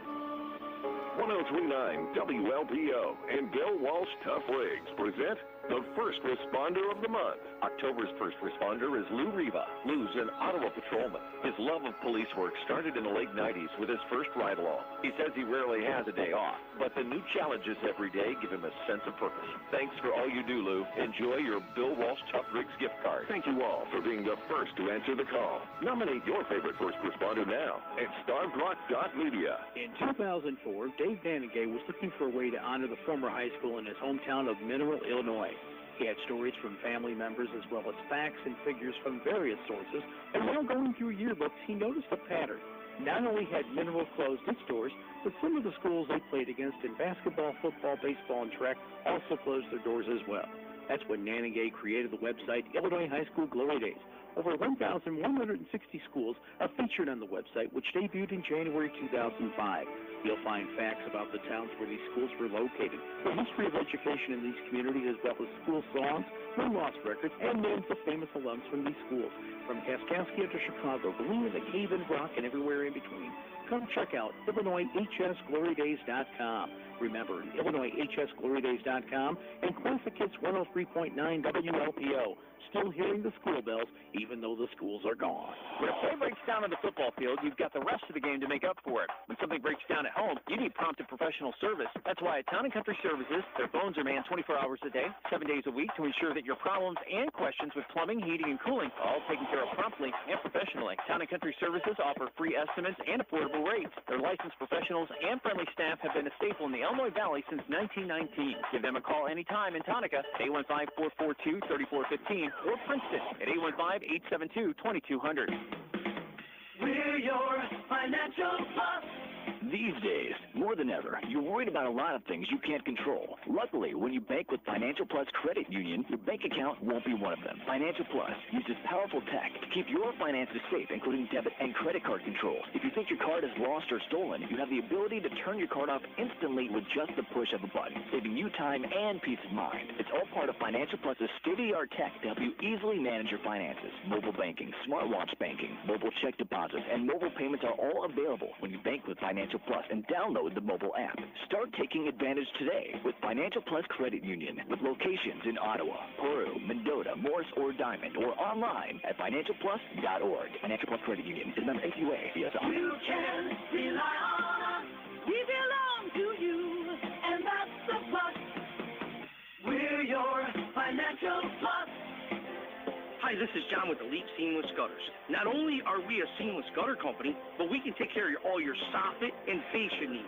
If you have soffit that is discolored or that is falling off your house or your fascia's falling off or blown off, call Elite Seamless Gutters at 663-8364 and get all your soffit and fascia done today. At Elite Seamless Gutters, we take care of all your metal needs, from seamless gutters to soffit and fascia. At Elite Seamless Gutters, we wrap all your windows, anything to do with metalwork. At Elite Seamless Gutters, we specialize in all of it.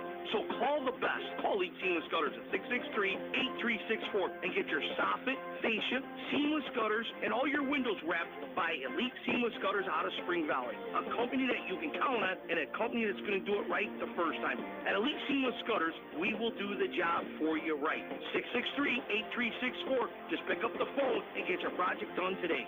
This is where you go when you need to know. 103 News, Talk, and Classic Rock.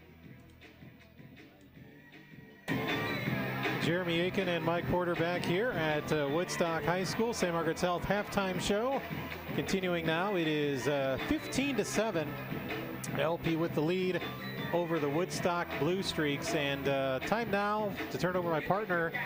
Of course, we're in the second week of October. I know, hard to believe, but postseason wrapping up this weekend for golf. I know LP didn't have any golfers at the state tournament, but that gives you an idea that fall sports getting near the nitty-gritty. October, you're starting to see a lot of fall sports wrap up. I know volleyball postseason will be starting soon, soccer as well, and still probably a busy weekend ahead, I'm sure, for LP. Yeah, they have quite a few things going on right now. The girls varsity tennis team is going to be at the I-8 conference tournament in Rochelle beginning at 8:30 in the morning tomorrow. The freshman volleyball team is going to be at the Rockford-Guilford Invite starting at 9 a.m. The varsity volleyball team is going to be at United Township, which I believe is in Moline. East Moline. East Moline, yep. They have a tournament there at 9 o'clock. The JV soccer team is in a Princeton tournament. They're going to be playing around 10 o'clock tomorrow morning in Princeton. And the band is actually having a competition in Metamora, the Metamora Band Invitational. I know the marching band has done a lot of these tournaments and invitationals over the last couple weeks. This may be their final one of the year. I can't say that for sure, but I know they've been doing very well so far this season. So hopefully the band does well again tomorrow night, or tomorrow in the morning. And I do want to mention a little something personal. Tomorrow is actually my 28th wedding anniversary. So I do want to wish a happy anniversary to my wife. Of course, we'll be home tonight, probably sometime pushing 12, hopefully, it might be the official day of your anniversary. Yeah, it might be our anniversary by the time we get home. So, so that's tomorrow, October 9th. So I know you were wanting to talk about a little bit about Woodstock. First, congratulations, Thank you. by the way. Happy anniversary to you and your better half. So. Yep, 28 years is quite a long time. So very nice. We've done very well, and 3 great kids, and just keep it rolling as far as I'm concerned. So definitely. Yeah, so it's all good, all good. She must be a very special woman. She is. Thank you. No, you're a great guy. You're a great guy. Thank you. Thank you. So, but yeah, so anyways, I was doing a little research on Woodstock before we came down here, or I should say up here. Up, yeah. So a couple important people out there. Jessica Biel, I know if you've probably heard of her, actress. I'm very fond of her, yeah. Yes, she, I believe, is married to Justin Timberlake. She actually lived in Woodstock at one point or another. Brian Bulaga, obviously a former Green Bay Packer lineman. Okay. He actually played at Marion Central, which is the Catholic high school in Woodstock. Of course, then went to the University of Iowa. We have Orson Welles, actually, surprisingly enough. He lived in Woodstock for a time. He moved around quite a bit throughout his years. But he did say in a biography that if someone were going to ask him where his home was, and he would have said Woodstock. So I thought that was very interesting. And I did see another one that was interesting. Where is it? I just saw it on here. The creator of the Dick Tracy comic strip, Chester Gould, was actually from Woodstock. So I kind of wish we would have got here earlier. I mean, for one thing, we didn't get. I mean, we did probably get early enough, but didn't know what kind of setup we would have to check out the scenes, obviously, from the famous Bill Murray movie Groundhog Day. Right, of course, downtown area, Woodstock. Groundhog Day was shot. The majority of the movie was there. I did learn also that the movie Planes, Trains, and Automobiles, there were some scenes shot in Woodstock, just exterior scenes there. And I know you did question about Woodstock, the bird from the Peanuts. Yes. And that was actually not from this Woodstock. In fact, Woodstock was named after the Woodstock Music Festival. Charles Schulz introduced Woodstock in 1967, and he actually was an unnamed character on Peanuts for several years, and then he finally was named Woodstock in 1970. And I believe the Woodstock Music Festival was in '69. So right after that, Charles Schulz then decided to name the little yellow bird, Snoopy's best friend, Woodstock. So that's where that came out.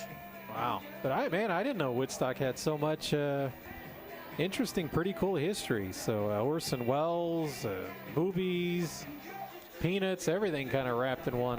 Everything. Yeah, and if you've ever been up here in the downtown area, it's a very nice square. Of course, if you've seen the movie Groundhog Day, that is the square, from in downtown Woodstock. So it's a very nice little town. Nice drive up here, of course. A lot of cornfields. And hopefully, we'll get home safe and sound, no fog, hopefully, and actually after a Cavaliers win, hopefully. Yeah, hopefully. Again, maybe next time we're back up here in Woodstock. Yes, we'll do some more. We'll do a little more sightseeing and maybe see where the home of Orson Welles and see if that's still standing anywhere around here and check that out. So very cool. Yep. Yeah, Brian Bulaga, really good big name, obviously. Won some titles with the Green Bay Packers, protected Brett Favre and Aaron Rodgers. Yes. Yeah, he's definitely a very good lineman. Went to Iowa, right? He did.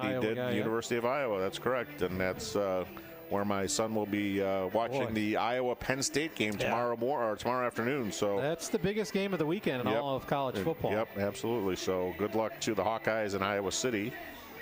If you say so, Mike. I mean, I'm not a big Hawkeye fan, but I understand you have allegiance to I do now, yes. Yes, obviously with the vested interest and an invested interest in the University of That is Iowa. correct. Yes.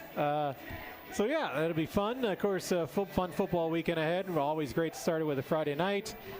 College football tomorrow, then pro football. Obviously, Bears fans excited about Justin Fields starting on Sunday. White Sox fans, don't give up yet. Don't give up. I know down 2-0, it's tough.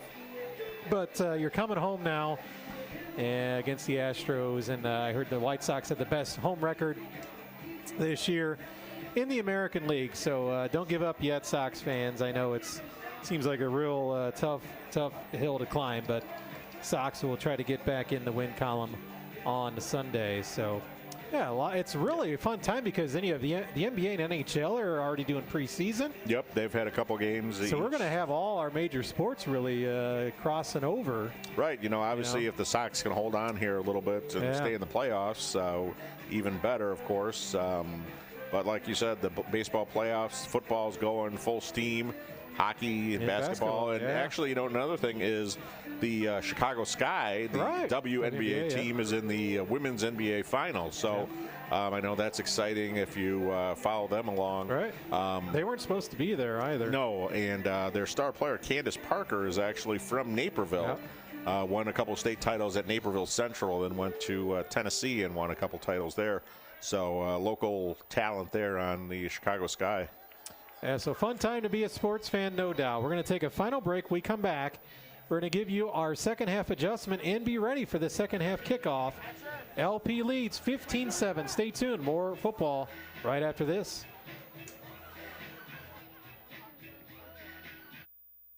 Great drive's important in football. Bill Walsh knows what you drive is crucial to your home team. From work and school to the big game, you need a dependable ride that will get you and your team where they need to be safely, on time, in comfort, and style. Find your perfect drive right now at BillWalsh.com. And keep listening for tonight's Drive of the Game. It's brought to you by Bill Walsh Automotive and BillWalsh.com, where you can find your next drive without doing any driving at all. Sometimes in the business world, big or small, it's good to have a second set of eyes watching over your dream investment. That's what Abacus Tax and Accounting Services do year-round. From new business setup, payroll processing, QuickBooks setup, and of course taxes. Abacus Tax and Accounting Services works with local businesses just like yours. After all, Abacus Tax and Accounting Services is a locally owned dream investment. Let Tricia and her dream team keep you winning in today's business world. Find out more at abacustaxsv.com. The Illinois Valley and Starbuck Country Wake Up with Rod and Tom. Mornings on 103.9 WLPO.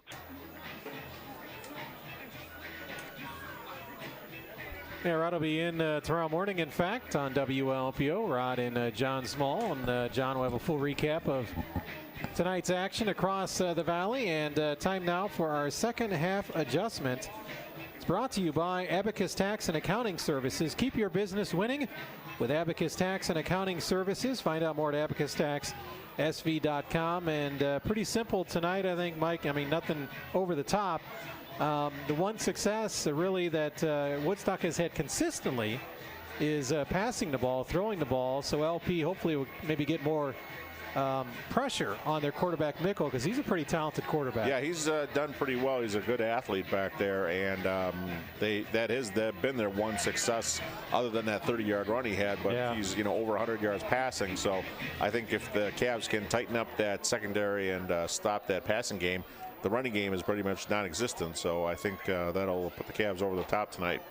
All right, that wraps up our St. Margaret's Health halftime show. Wrapping it up with our Abacus Tax Service second half adjustment. We're back, second half. Joey Shepard with the opening kickoff, and here it is. And it's going to be taken on the bounce for Woodstock at about the 15 to 20, 25. And gets it out to about the 30-yard line. And about a 15-yard return by the Blue Streak player. That was Jackson Lyons. So see if the Cavalier defense can do a little 3-and-out here, maybe cause a turnover and get the momentum back on LP side, because you can tell between the fans and Woodstock sideline, they were dead quiet in the first quarter. And, yeah, they're definitely got a lot more energy right now. Went into the halftime break with Uncle Mo on their side here. So Woodstock will go back 4 receivers set, 3 to the right of Mickle. Yep, that's how they started the game. He's going to keep it and runs into a couple defenders along with a lineman. Tiptoes his way out to about the 31-yard line, gain of 1. Bottom of the pile, Will Doherty, Joey Shepard there as well for the Cavaliers. Yeah, they'll give him 1. Second down and 9. Yeah, you see how they like to spread it out and just run up the middle. So, but fortunately, the Cavs' strength very much up the middle on their defense. Van Duzer, Doherty, Swain, Rodriguez.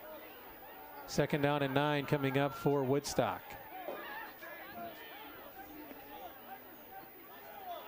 Mickle surveying the situation in the pistol. And he's going to pass, throwing to his left. Oh, it's intercepted. What a play over there by Burrell. Yeah. Man, great play. He read the eyes of the quarterback, and Caleb timed it perfectly. Dove and knocked the ball down. Almost had the interception, but still great play nevertheless in batting that one down, and it's 3rd down and 9. Yeah, like you said, he timed it perfectly. Didn't touch the receiver, just knocked that ball out. And great play by Burrell, the junior cornerback. 4 receivers now for Woodstock. Straight drop back for Mickle. Overthrows. Wow. Not even close to Jonah Habel. Incomplete. So Mickle really rushed that one. Yeah, that was one of his favorite targets in the first half, and that wasn't even really close.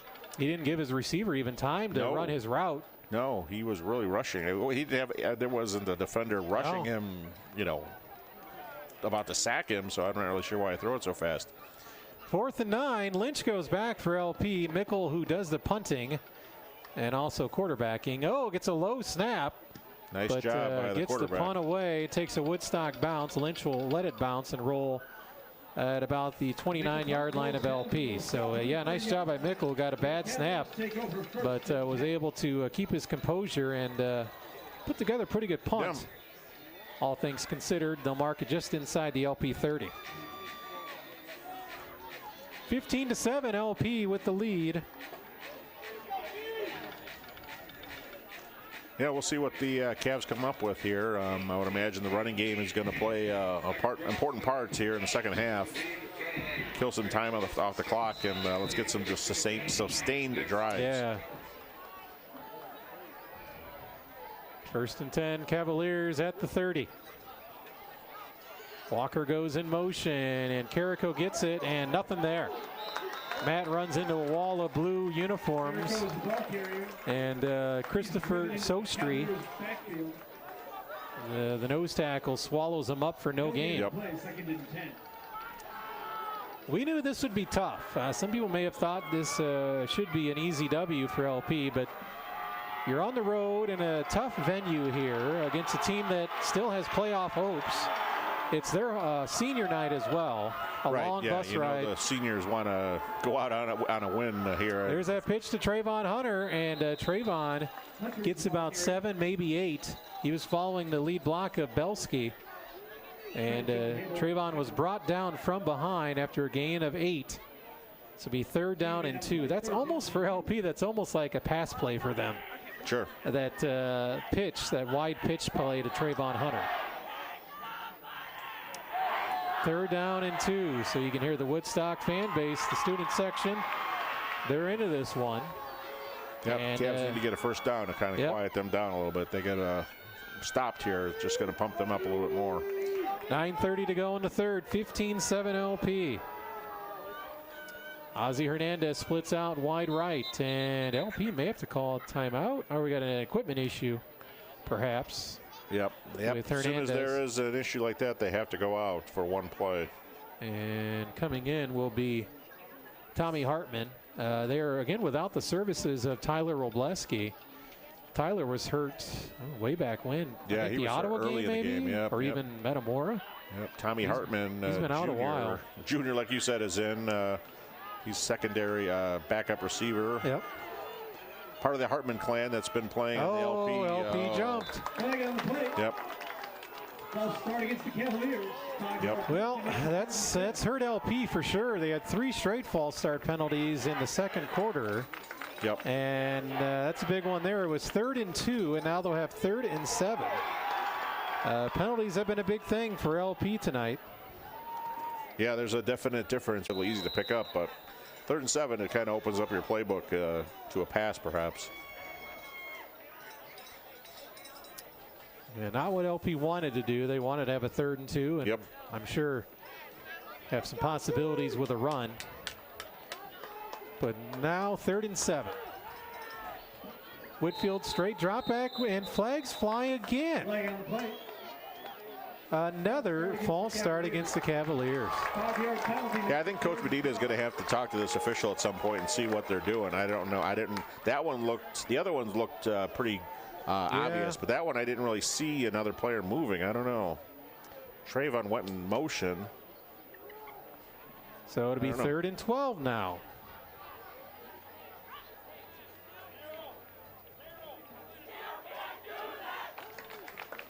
Yeah, they didn't have this issue in the beginning of the game, so I don't know what happened in that second quarter.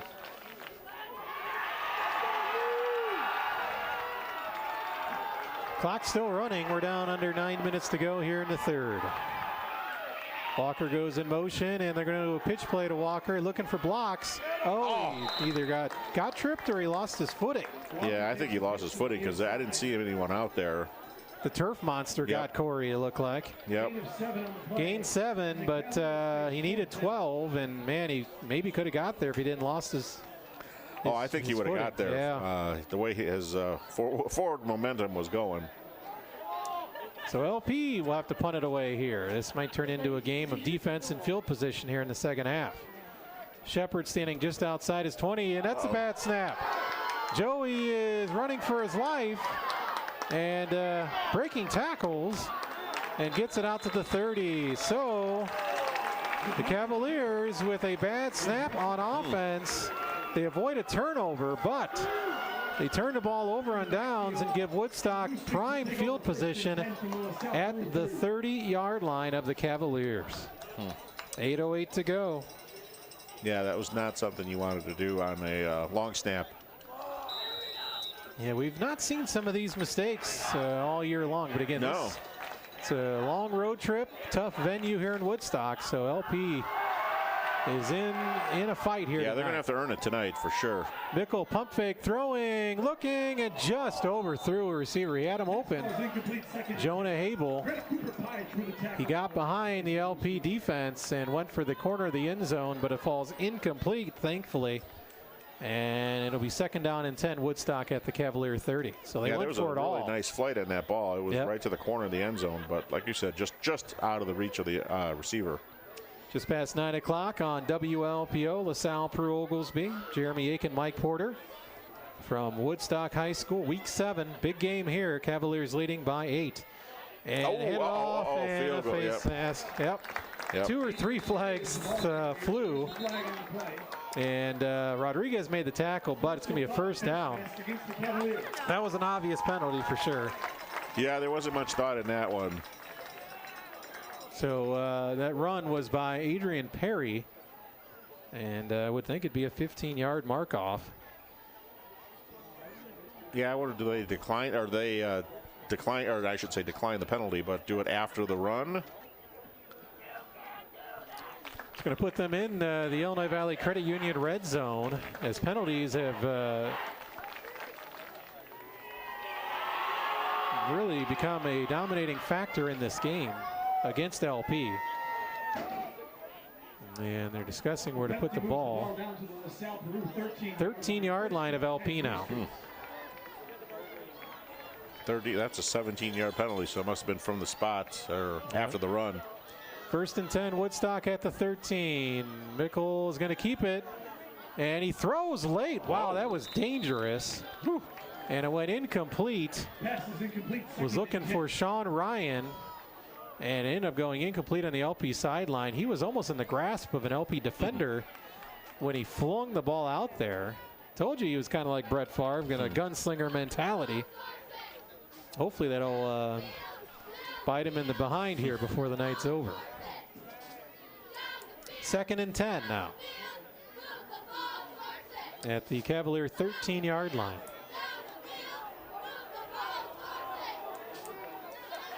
Three receivers to the right. Mickle looking right, throwing back left. Has a man. Touchdown, Woodstock. Touchdown, Blue Streaks. Jared Canolia got open in the corner of the end zone. And it's now 15-13. Woodstock with 2 unanswered touchdowns in this one. 7:38 to go in the third. Looks like they're going to go for two to tie here. it, yeah. 2 touchdown passes for Woodstock. 4-yarder to Ryan, that one to Canolia. 4 receivers in this formation, either a pass, incomplete. So that could be big. Yeah, you're keeps their lead. could be searching for points later on. So they had a kicker that was doing pretty well. So 15-13, we'll keep it right here. Woodstock within 2 on the Cavaliers. And we haven't had a barn burner since week 2 against Metamora. Yeah. So this is I mean, last week's game was a clock runner. Sycamore, LP really never got into that one. And LP was in control all game long against Ottawa. So some adversity here for the Cavaliers. First time since week 2.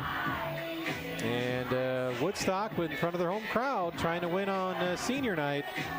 Cavaliers going to have to wipe off those penalties. Yeah, that's the killer here so far. I mean, the penalties have just been crazy on the offensive side of the ball. Obviously, they just had that face mask, which, happens. The defender was trying to reach for the running back going past him. So, I mean, you can't have forgiven it, but obviously that happens. But the false starts are just killing LP's offense. Just no momentum is able to occur with 5-yard penalties going backwards. Back deep for the Cavaliers, Hunter and Bell. And there's another squib kick, and Madrigal has trouble with it, and he falls on it about the 35-yard line. Malik Madrigal. The Cavaliers fall on the kick at the 36-yard line. And he's shaken up a little bit after that one. So good field position for the Cavs. They got to take advantage of it. Yep. 36-yard line. Again, they got to avoid these false start penalties. That negative yardage that just right. I mean, the Cavs' offense isn't all that it's explosive. Right. I mean, it's just basically the same kind of formations and running left, right, or outs. So. And they go to Carrico, and not much there for Matt. 1, maybe 2 yards. Handoff goes to Carrico. Give him 2. 2nd down and 8 coming up for LP. Gain of 2, 2nd and 8. We're down to 7:15 to go in the third. LP at their own 38-yard line.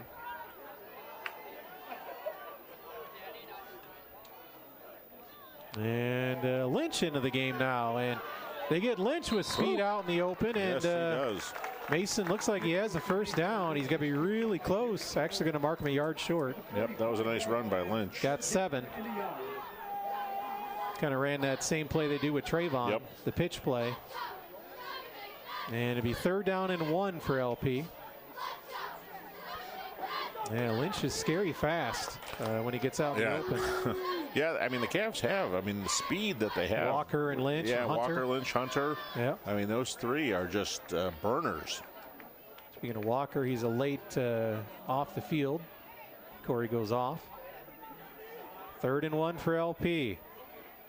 Whitfield just takes it up the middle. He's got the first down, and no false start is the biggest story of that play. Whitfield with the quarterback sneak to the Cavaliers. Yep, that was a smart play. Just run it right up the middle, right up the gut behind the center. And LP needed something like that, just kind of to take a deep breath, get a first down.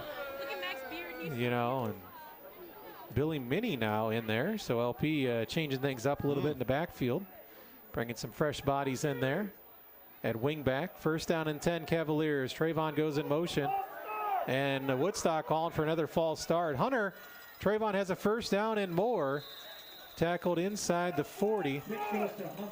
And he's down It's a big gain by Trayvon. Again, I've been overzealous, I guess, in my LP. Every time, usually they mark it behind where I think they Well, again, it's on the other side of the field, so it's difficult mark it at the 40. So 13-yard run. Look further than that, but the home field crowd is looking for false starts. Yeah, well, today. for good reason. They've gotten a lot of the false starts called on LP.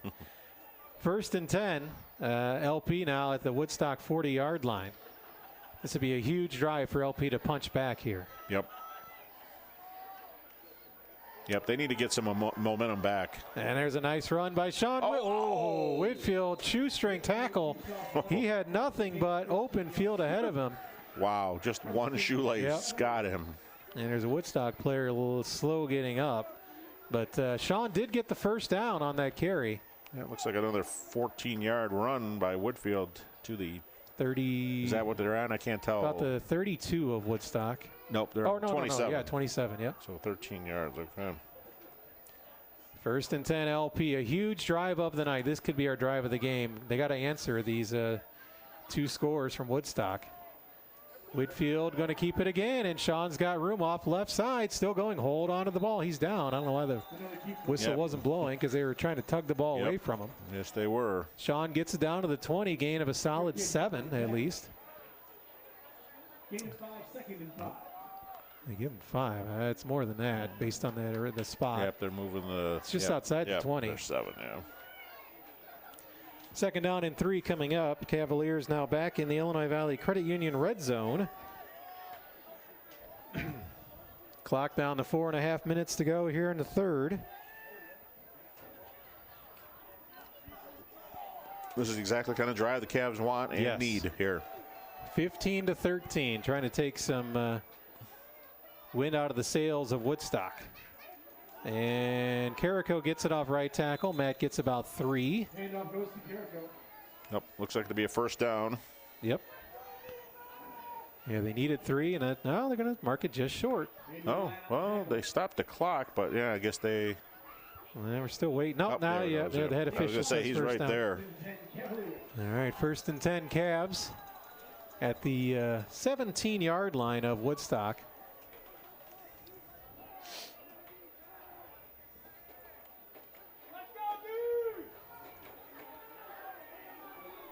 Cavaliers with a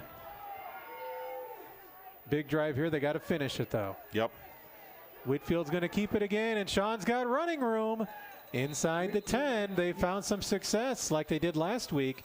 Whitfield keeping the ball, the senior quarterback, coming up big when they need him most, and he gets about 9 on that carry. Yeah, you can't beat that on a first down 9-yard run. That opens up a lot of opportunities for the Cavs.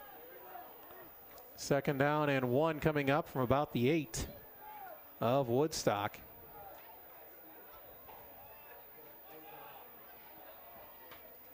.340, and I don't know why the clock has stopped. Clock has stopped, though, for some reason.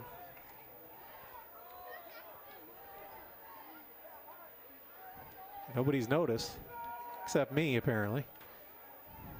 Yeah, I don't know why the clock should be running. Is it running now? It is. Whitfield, speaking of running, he gets a first down. And he's all the way down to about the 1-yard line. Whitfield keeps again. This time he's dropped at the Woodstock 2-yard line. So they'll mark it at the 2, actually.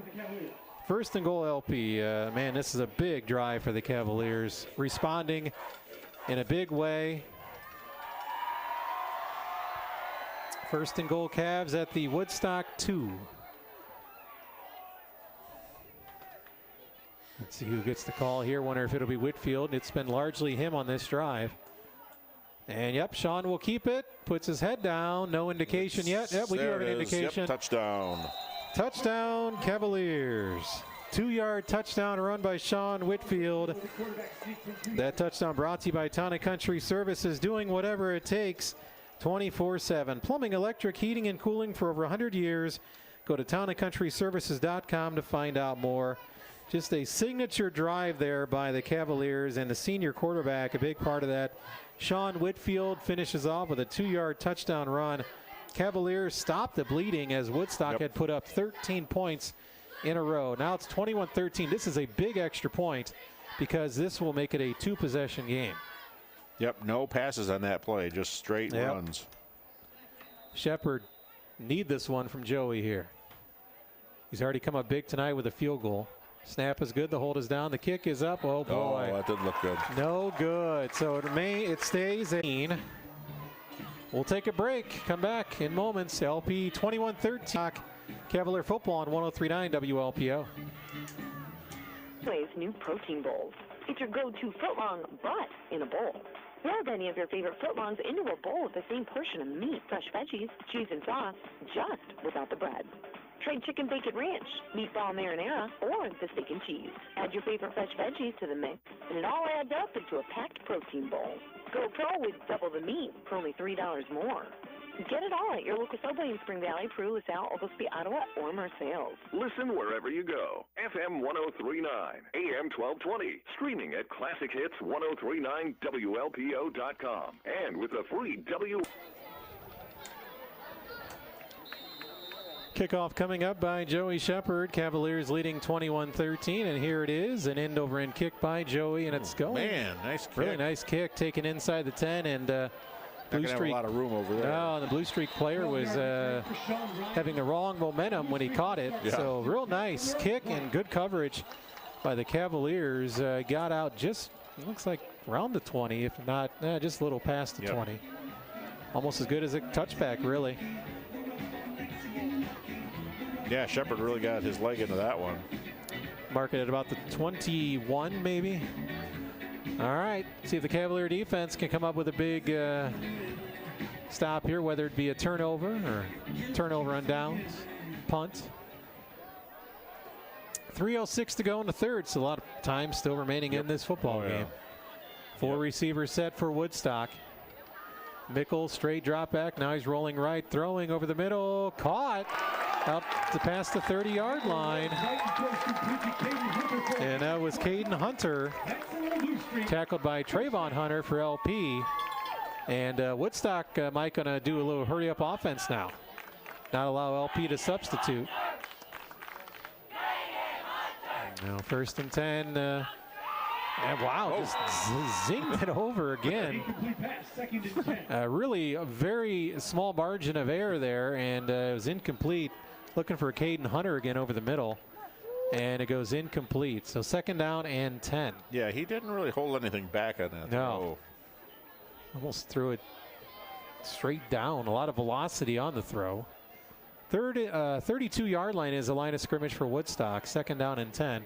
2:53 to go in the third quarter. And the quarterback going to fling it, and it goes out of bounds. He was in duress, and he flung it towards the sideline. Jared Canola was the intended receiver, and it's incomplete. So LP defense one stop away from turning this into a quick 3-and-out against Woodstock. Not a lot of time's going to go off the clock if they throw another incomplete pass here. So those are 2 very quick pass plays. Yeah. Very quick. 3rd and 10, Blue Streaks at their own 32-yard line. And they're shifting the ball a little bit right before the play here. Lining it up with the marker. Straight drop back by Mickle. He's now under pressure. Oh, boy. Really under pressure. Nice play there. And going to throw, and he's pushed out of bounds. Nope. Going to be 4th down, and Anthony Rodriguez is going to get credit for, if he's behind the line, it'll be a sack for Anthony Rodriguez. LP had 3 or 4 guys after him, and Rodriguez finished off the quarterback. Yeah, it's definitely a sack. That's a big loss. 5-6 yards there for sure. Nice play by Rodriguez. I always get worried on the sideline like that, how far he is off before they want to call a penalty on the Woodstock side. And a quarterback. If this was the NFL, with the quarterbacks, how they treat the quarterbacks. Yeah, the sideline's going crazy for a flag. They are going to punt it away. Another nice punt. And Trayvon Hunter will let it go. Stay away. And he's Trayvon able to recover it. You could see what the Woodstock player was trying to do. He pushed an LP player into it, which is smart. Yep. But Trayvon kept his head on his shoulders and was able to recover it. Yep, he was definitely down there to do one thing and push an LP player. He's a big guy. Yeah. Big guy for Woodstock. 49-0 final, Morris over Ottawa. Well, the Redskins, I said it. No. The football team going to be unbeaten coming to LP next week. That's the Morris football team. Yes, MFT. And this drive will start at the 27. LP's got to take care of business here tonight. No, it started at 28. Surprised I didn't draw the ire of the folks below us here. 1st and 10, LP at their own 28. 2:27 to go. See if they can put another long drive together. Whitfield going to keep it again. And they're wanting a false start again. They can't keep going to that well, I don't think. Whitfield gets 3, maybe 4. At the 33-yard line, so give him 5 on that carry, actually. A little short than 5. 4.5 or so. Yeah. But it looks like 5 from. Yeah. But, mark it at the Cav 33-yard line. 2 minutes to go here in the third. Yeah, I think the yardage marker on the other side of the field is in the wrong spot.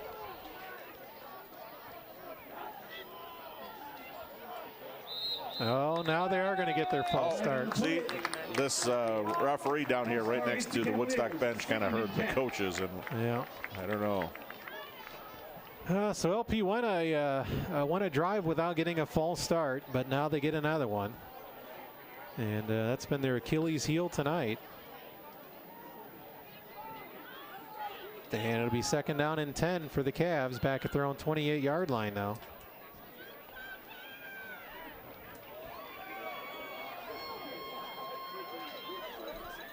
Yeah, after this quarter's over, Coach Boudreau, the offensive coordinator, is going to have to really get down to the offensive players and just get them to concentrate on that. And Whitfield going to run. Ooh. He switches course and is hammered down in the backfield by 2 or 3 Woodstock players, including Caden Hunter.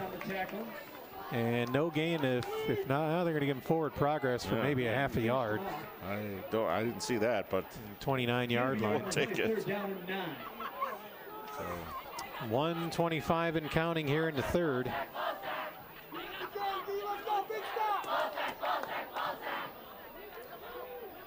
See if the Cavaliers maybe go to the air. That would probably shock Woodstock a little bit here. I would think. Catch them off guard. Oh, LP going to have to call a timeout. Somebody did. Yeah, I don't know. Yeah, Cavaliers. On the field there. He must have seen something that didn't look right. And the Cavaliers take their first time out. Well, hopefully that's not a timeout that's needed in the 4th quarter. Right. LP 3rd and 9 coming up from their own 29-yard line. I'm going to check some more scores here on the Subway scoreboard update. Remember, mentioned Morris with a 49-0 win over Ottawa. Yeah, I think the Newman game has got to be over by now. Yeah, Sterling Newman had a running clock on the Cavs. Running clock as well. Kiwani beat Mendota 56-7. That could be a surprise to many. We're going to have to find out about this, Mike. According to the IHSA score zone, Woodstock North beat Sycamore 2-0, which would indicate a forfeit on Sycamore's part. So. Oh. That's definitely huge news. We'll have to look into what happened with Sycamore and why, if that's correct, according to the IHSA score zone. So very intriguing to see that. Well, yeah, I definitely wouldn't have think that Woodstock North would have been able to hold Sycamore to 0 points. No. And score a safety on them. So there must have been some sort of forfeit. Yeah, I had not heard anything about that all week long. Well, I mean, with what's going on with COVID, you never know if they had to forfeit last minute. Wow. So big news there. We'll see. 3rd and 9. They do a pitch play to Trayvon Hunter. Trayvon turns it inside, and he looks like he's got it. Got a first down there. Wow. Huge run by Trayvon Hunter. He's coming up big time after time for the Cavaliers when they need it. 1st and 10 LP at the 39-yard line. Some other scores. Erie Prophetstown beats Bureau Valley 35-12. Amboy Lamoille got a forfeit victory over Ashton Franklin Center. El Paso Gridley 42-14 over Hayworth. I know those two teams are in Fieldcrest's division. Fieldcrest will play tomorrow. Joliet this is a heavyweight battle, Mike, in the Catholic. Joliet Catholic beat Brother Rice 56-49. Wow. Those are two heavyweights in the. Them and St. Rita. Yep. Handoff, they go back to Matt Carrico, I believe. Handoff goes to Carrico. And Carrico gets out to about the 44.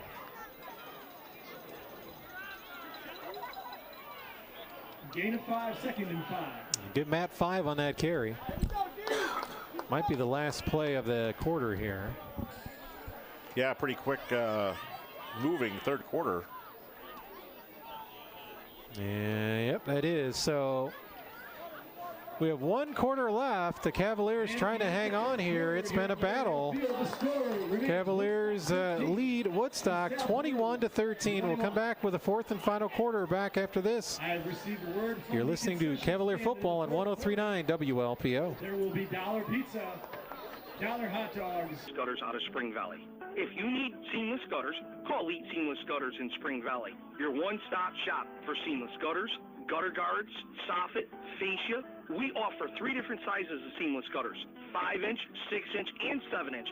And the reason we offer 3 different sizes of seamless gutters is we want to put the right size gutter on your home today.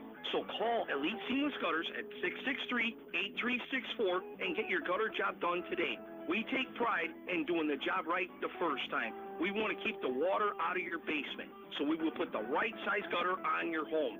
Our prices are excellent, our service is top-notch, and we will do the job right.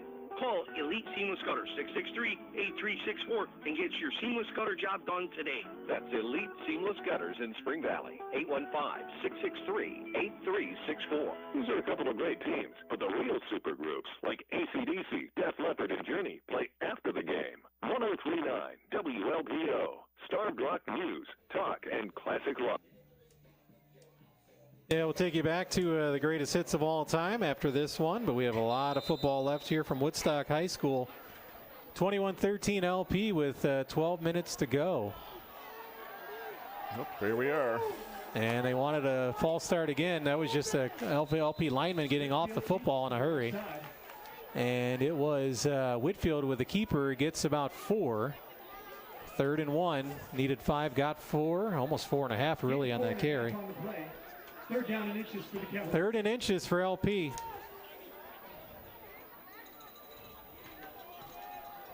Right before midfield there. Cavaliers, the drive here, trying to take the crowd out of the game. It's pretty quiet. And Whitfield just straight up quarterback keeper. He needed inches and got a full yard, maybe 2. Yep, he definitely got 2 at least, I would say. So 1st down for Cavs on the Woodstock side of the field. And yep, the market at the 49-yard line of the Blue Streaks. Throughout the county and King counties. So your athletes can get in, get out, and get back in the game.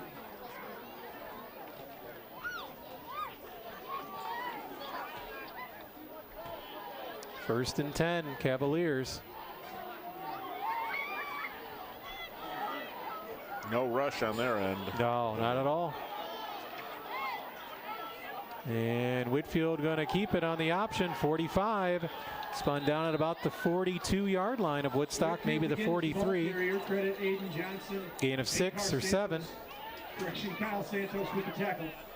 Gain Yeah, of 6, second and 4. Put a little message out there to some folks here, Mike, trying to look into that Sycamore situation. Yeah, that would be interesting to find out, because obviously Sycamore would have been only 3-0 in the conference. Yeah. And that would put Morris all alone in first place in the conference. Right. That would be a trickle-down effect. Woodstock North would get its first win of the season.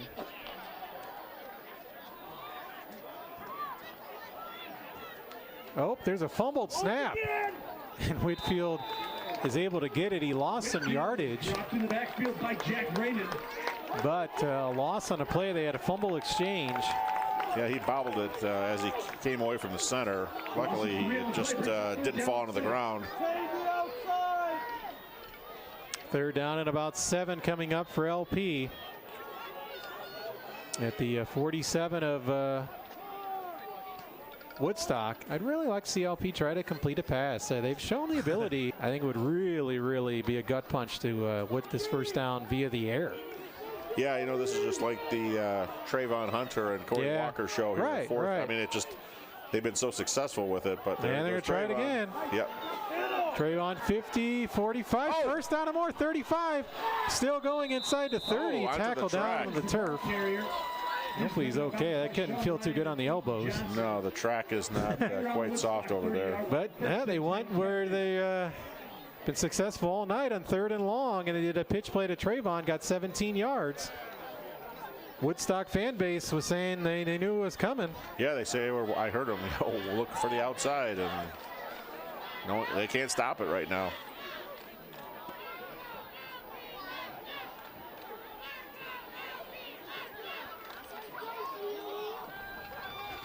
First and 10 for LP at the 29 of Woodstock.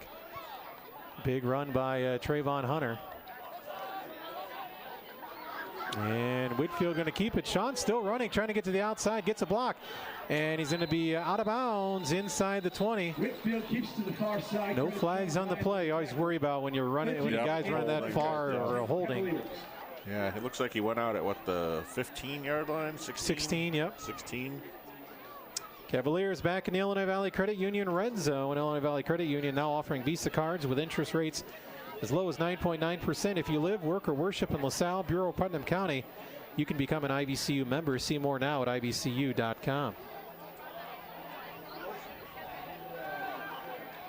First and 10 LP at the 16 of Woodstock.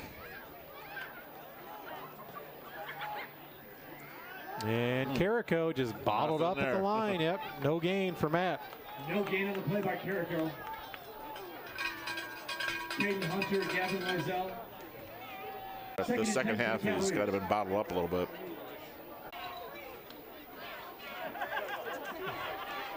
Clock is down to about 8 minutes. LP with 2 timeouts. Woodstock all 3 of theirs. Walker goes in motion for the Cavs. They're going to run the option. And Whitfield down to about the 13-yard line of Woodstock. Gain of 3. 3rd down and about 7. Gain 3, 3rd down and 7. Extra points have been big in this game. Yeah, I mean, if LP would have made the last one, they would have made it a 2-possession game. Woodstock North has missed the 2-point conversion. Woodstock, yep. I figured I would have said Woodstock North at some point too tonight.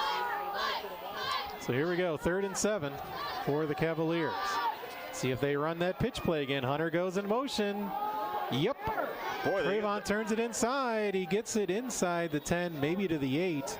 It's going to be short. Yeah, does put him in field goal range.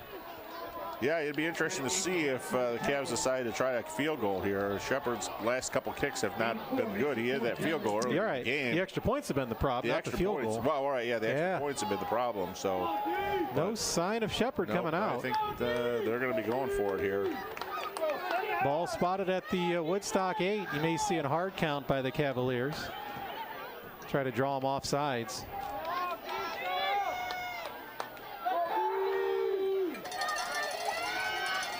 Fourth and 2 at the 8. Play of the game right here. Whitfield again barking, but Woodstock staying at home.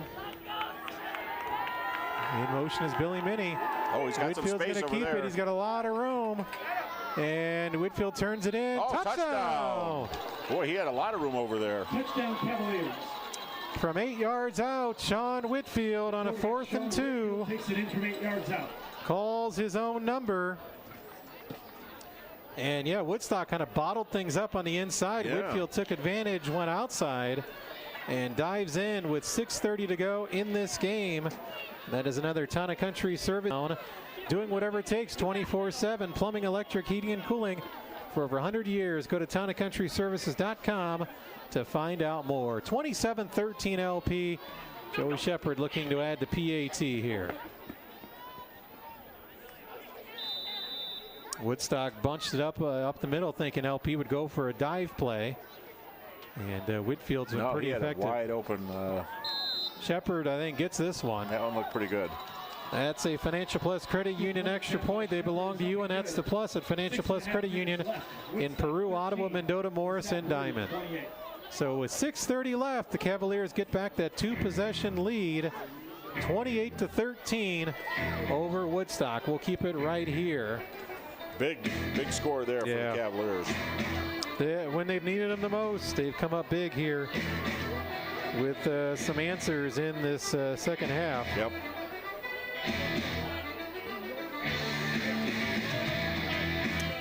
We'll look and see if we got an update from Princeton and St. Bede. Yeah, Princeton was up by, what, 13, I think, the last Newman time I beat saw. Hall 43-0. Yeah, Princeton actually extending their lead 40-13 after 3 over St. Bede in that one.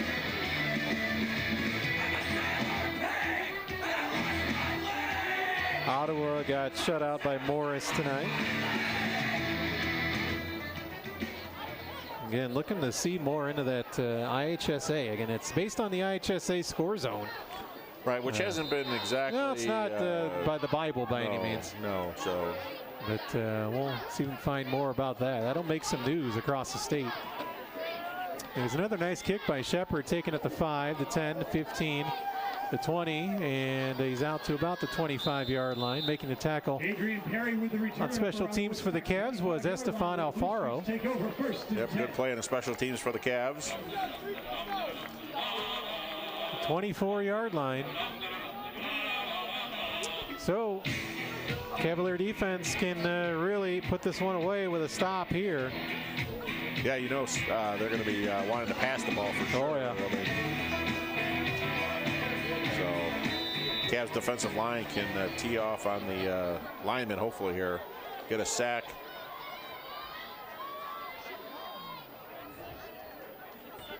And they're throwing. He's in trouble and gonna be almost sacked. He got it away, and there was a receiver nearby. Verdun put on the pressure. Yep. Byron Verdun.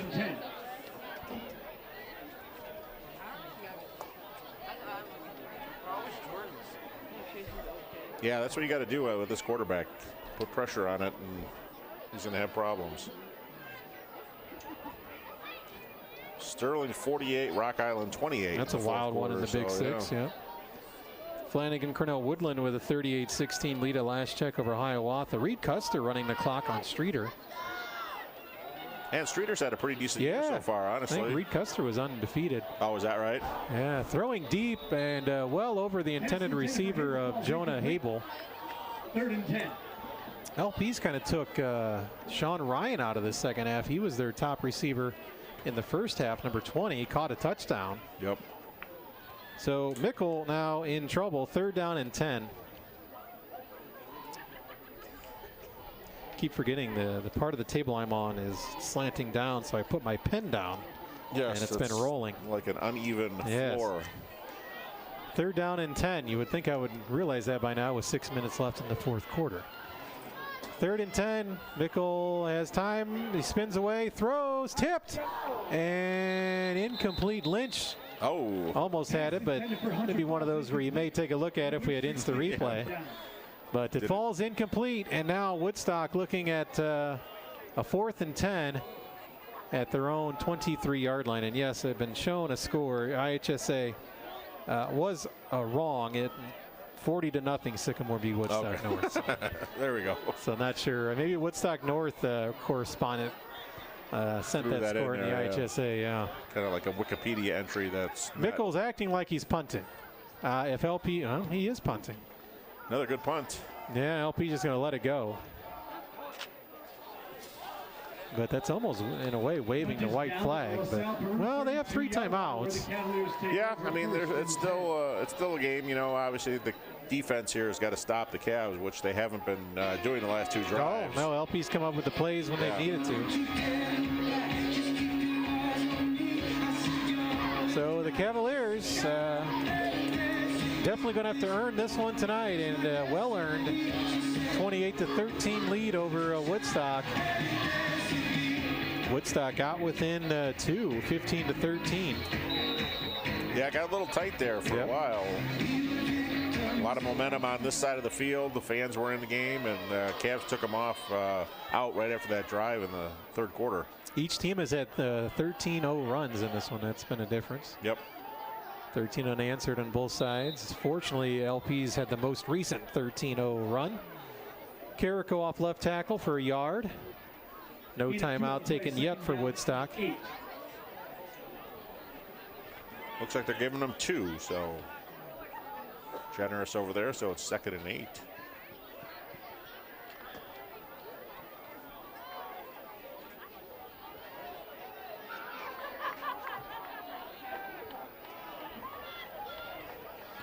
And Whitfield's going to keep it, and Sean is tackled way behind the line of scrimmage.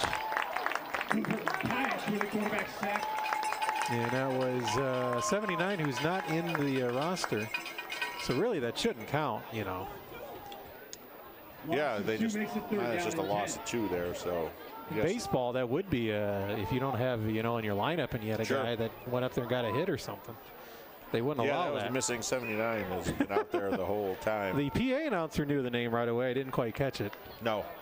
Big guy. But he's not on our roster, so we won't name him.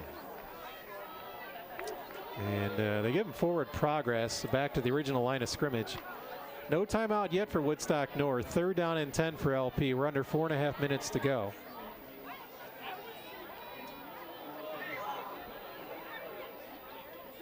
Oh, look at this. They're going for it. They got Hernandez open, and he's going to score. 20. I was waiting for that all night long to catch Woodstock by surprise. 67 yards. What a big play. Ozzie Hernandez. Well, they did that exact play, fake it to Trayvon Hunter on the outside. And Whitfield kept the ball, and just Ozzie Hernandez was wide open with not a person near him, and Whitfield hit him, and Ozzie ran 67 yards for the TD. Beautiful play there. Beautiful play call by LP. They had Woodstock set up for that all night long for good reason, because the Cavaliers had not shown any kind of passing game tonight. Now this one's looking like a blowout, which it's not been. No, the score does not represent what the game was like so far. Shepard's PAT is wide right. So that'll be one thing to talk about the week as well. Yeah, extra points are going to be important. You know, against they play a team Morris. like Morris. You need all the points you can get against Morris next week. You're going to have to not waste any points there. So that is another Town and Country Services touchdown for the Cavaliers. 34-13. LP has opened things up here in late in the 4th quarter. 4:11 to go.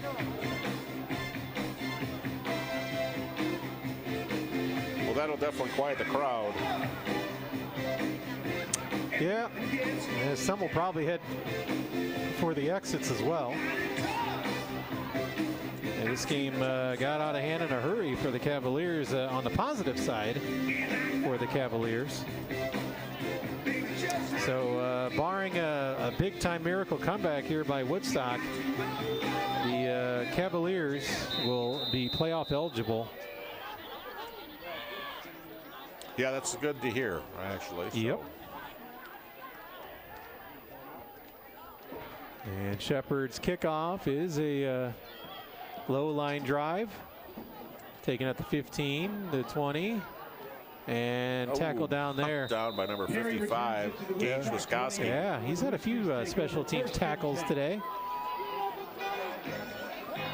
Linebacker, sophomore for the Cavaliers. Future's bright there with Gage. So potentially the last possession of the night for Woodstock. Right at their 20-yard line. Woodstock will now have to win out their next 2 games. They'll have to go to Sycamore next week, and at Woodstock North, the rivalry game, I guess it would be, week 9 to end the season. 4 receivers set for Mickle. And they hand it off, and almost there's a face mask again. Perry is the ball carrier. There's a flag on the play. So the Cavaliers had the running back in the backfield, but one player did grab the face mask. That's been a big downer for LP tonight. That's they've had double-digit penalties easily. Yeah, I mean, false starts alone, they're close to 10. Yeah, Coach Medina is going to have to straighten that out because, again, miss extra points, penalties. Morris will take advantage of every single one of those. Have to play a perfect game next week. Yep. Of course, they'll be at home, Howard Fellow Stadium. Yeah. So hopefully the home crowd will be enthusiastic again in that game. 1st and 10, Woodstock. They move it up to the 31 of the Blue Streaks. Mickle takes a low snap, running right. He's almost running into the referee, who gets out of the way and is almost intercepted by Verdun. Yeah, it was closer to Verdun than the receiver. The referee, who's having to catch his breath, he hadn't even got back in position, and Woodstock quickly snapped the ball, and Mickle was rolling out and hot on the heels of the official, and he takes his hat off and kind of tries to catch his breath. Thought there was going to be a collision there. 2nd down and 10 for Woodstock at their own 31-yard line. He's part of the field, so yeah. you know that would be the unlucky break, I guess. Mickle takes a snap. He's got plenty of time. Throws. Has a man. 1st down. Tackle made by Caleb Burrell. That was Jonah Habel, who's been their go-to guy in the 2nd half for sure. Yep. He made a little noise in the 1st half too. So Woodstock adds a 1st down to their docket tonight. Another one. The 43-yard line now. He was tackled out of bounds, so clock stops at 3:43.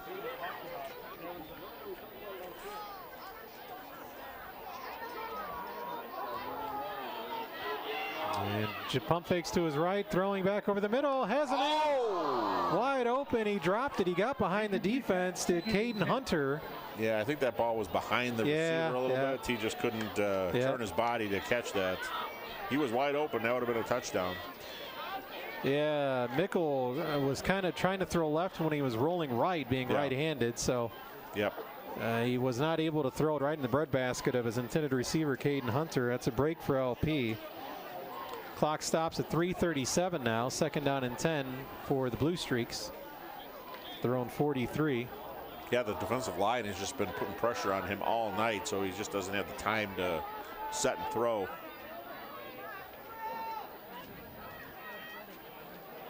Mickle throws, and a Woodstock player pushed off on the LP defender.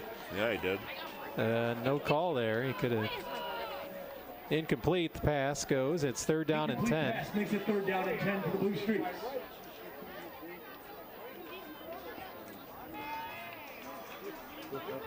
There's some fans starting to head out of here. See the cars leaving in the neighborhood. Yep. 3:32 to go. The end of this may take a while with these incomplete passes for Woodstock. And LP's trying to get to the quarterback again. They can't, and they dump it out. There's Ryan. He's at the LP 40, 35, 30. Still going. He wants to step out of bounds. John Ryan for 25 yards. 25-yard gain at least for Ryan. Just a little dump off by the quarterback, Mickle. LP had a couple guys get their hands on him, but couldn't bring the quarterback down. Bring him down. He's been tough to sack. Will Doherty had a sack earlier tonight. And they mark it all the way down, about the 30. The 29. 29 of he's going to LP. have well over 200 yards passing after this is all said and done. Straight drop back. Mickle just flings it over the middle, incomplete. Intended for Ryan. The pass Ryan was the intended receiver. 2nd and 10 coming up.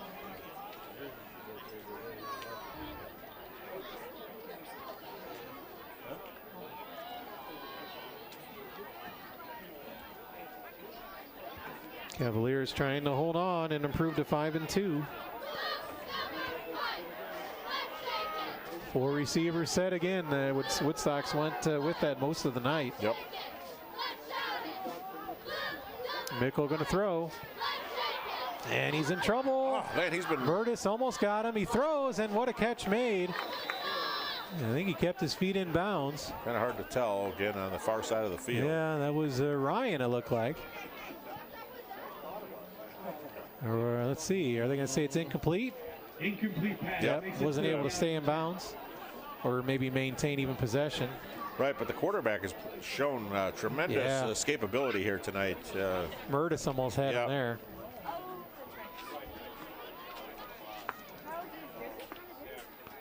Third and 10 for LP or Woodstock. At the LP 30, clock is stopped at 3:11. It's going to be a long 3 minutes here, unless the Cavaliers can get the ball back. Mickle throwing short of his intended receiver. Incomplete pass, and the Blue Streaks face 4th down. Yeah, the Woodstock has not attempted there's a flag on the play here. I don't know what happened. Well, maybe late. Let's see if it goes against Woodstock. They've been able to stay penalty free for most of the night. But the head official now chatting with an LP defender. Yeah, he's talking to Thomas Zebron for some reason. I don't know if he's the captain out there or. It was definitely after the play. Yep. Must have been something said because there really wasn't any jaw or shoving, pushing and shoving. But dead ball, unsportsmanlike. On LP, huh? Yeah, I tell you, they have not had the breaks with the officials here. Conduct against the Cavaliers. No, just not needed when you're up 34-13. 15-yard penalty makes it 1st and 10 for the Blue Streaks. So puts some breath back into Woodstock.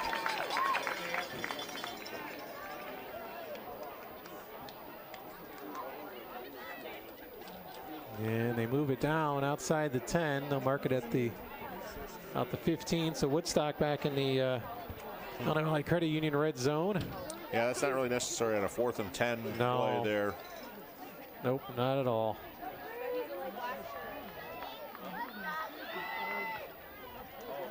.306. Mickle pump fakes, throwing towards the end zone, and it is caught for a touchdown, it looks like. Or did he drop it? Nope, he dropped it. He dropped it. That was Jonah Habel. He was pounding the turf after he rolled into the back of the end zone. Yep, everyone in the stands thought it was a touchdown. The quarterback thought it was a touchdown, but Habel knew he did not catch that ball. So 2nd and 10.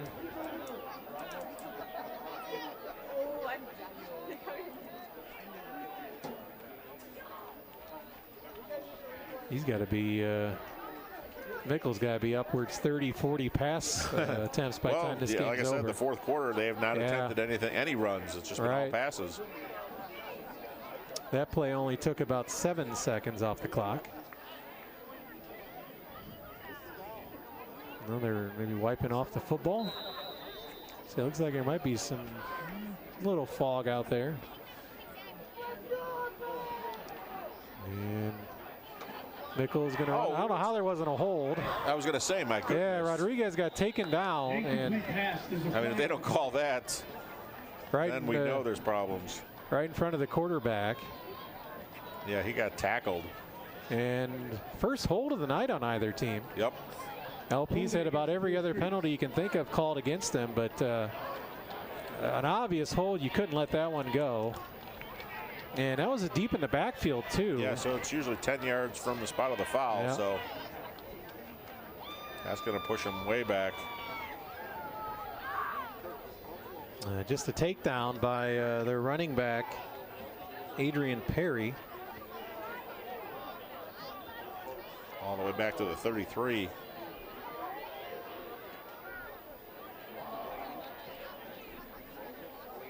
Penalty moves the ball back to the LaSalle-Peru 33-yard line where the Blue Streaks face 2nd and long. That'd be about 2nd and 28, I'm guessing. Yeah. Mickle going to run a screen pass. That's a good play for that blitz there. And a couple LP defenders makes tackle. Perry's quite excited here in the 4th quarter. He's a little edgy. Yeah. So Woodstock's probably got to watch out for him. As he put his head down and ran into a couple LP defenders, including Caleb Burrell, who kept his emotions in check. Short gain on the play there. Yeah, not much. Yeah, probably about 4 yards.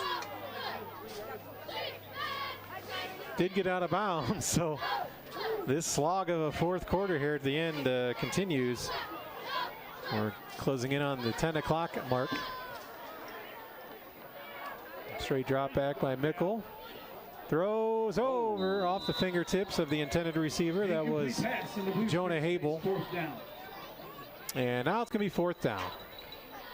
So no penalties here for the Cavs. Yes. Let's do nothing silly at all to cause a automatic 1st down. Correct.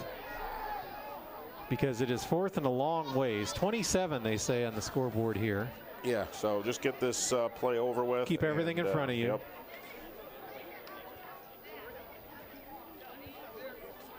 Roughing the passer. Nope.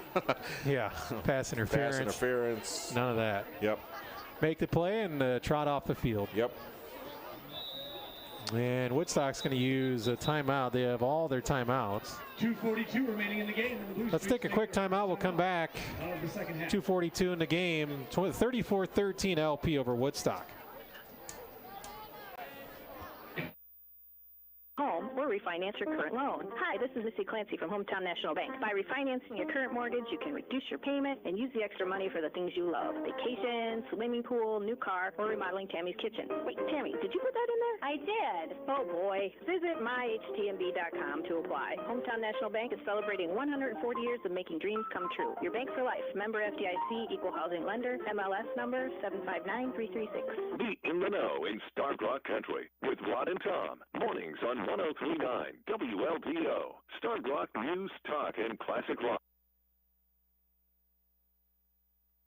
Jeremy Egan, Mike Porter back here at Woodstock High School as the timeout called by the home Blue Streaks with 2:42 to go in this game. And LP looking to make a stop here on 4th down and 27 after the big holding call. As we return to action. Coach Medina is halfway on the field. Yeah, the referee were talking to Coach Medina while the Blue Streaks were hiking the ball. Yeah. So they're going to redo it. Woodstock was, I think, trying to catch even the officials. Not in a position to be ready, let alone LP's defense. No. LP in a type of a prevent defense here. Yeah, dude, like I said, nothing silly here. Just Mickle throwing, a good hit, gets hit, and it goes incomplete. Cavaliers put a hit on him to finish the game, and boy, if you're Woodstock, you hope Mickle's okay. Yep, Luke. Oh, there is a penalty flag on the play. Yeah, penalty around the 30. They're going to pick it up. Yep. All right. No penalty on the play. So that's going to do it. LP can just run this one out.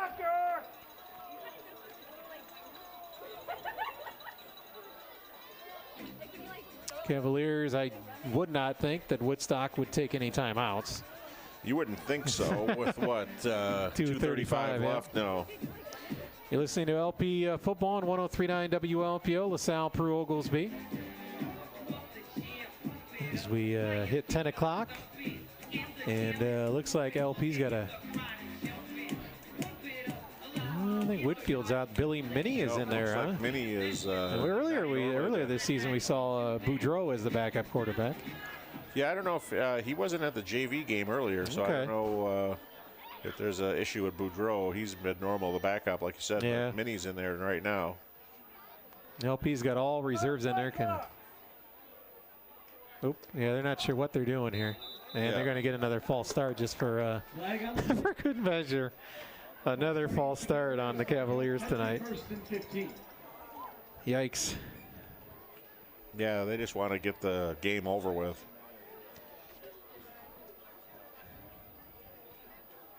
Coach Medina down, almost sitting down over and across the way. I think he's almost mentally exhausted a little bit. Yeah. I'm thinking that there should be no motion. They just take the ball, give it to the running back behind them. Or if the quarterback wants to keep it, yeah. I mean, don't move, don't. Yeah, there doesn't need to be any motion here. There wasn't, yeah. There we go. Handoff looked like Number 20. Peyton Ellermeyer with the run. All right. He finished off last week. Yeah, he ran a little bit last game. Yeah. So he got back to the line of scrimmage there, 5 yards. Oh, no. Yeah, you're right. Yeah. He got the 5. Okay, the announcer. Yeah. said it wrong. So it'll be 2nd and 10 for the Cavaliers. Most importantly, though, we're down under 2 minutes to go in this ball game. Could almost just take a knee. And Ellermeyer again, and a nice run by Ellermeyer, still going out to about the 39-yard line. That's a first down run, or close to it at least. Very close. Up, they're giving him the first down. By Peyton Ellermeyer, junior running back. So 10-yard run on that play. So 15 yards for Ellermeyer, two rushes. Looks like Gage Wiskowski's kind of hobbling out of the game here. You don't like to see that this late, an injury. Nope. Number 99, Alan Weber, coming into the game.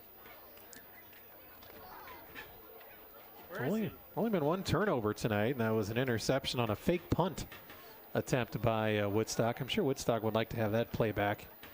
Yeah, that one didn't make any sense at the time. Still kind of confused about that one. Not so much that they faked it, I guess, but just the execution of it. Yeah, it was just poor. Quarterback keeper, right? Trying to see the. No, I think Ellermeyer. Yeah. Minnie gave it away. Yeah, Ellermeyer still has it. Another big run for 10 more yards at least. Yep. Out near midfield. Yeah, so 25 yards and 3 carries. And they may just have to snap one more play, I think. 50 seconds to go.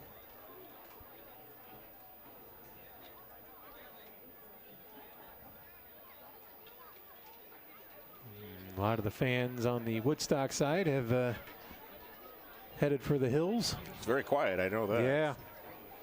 And LP will now get in victory formation.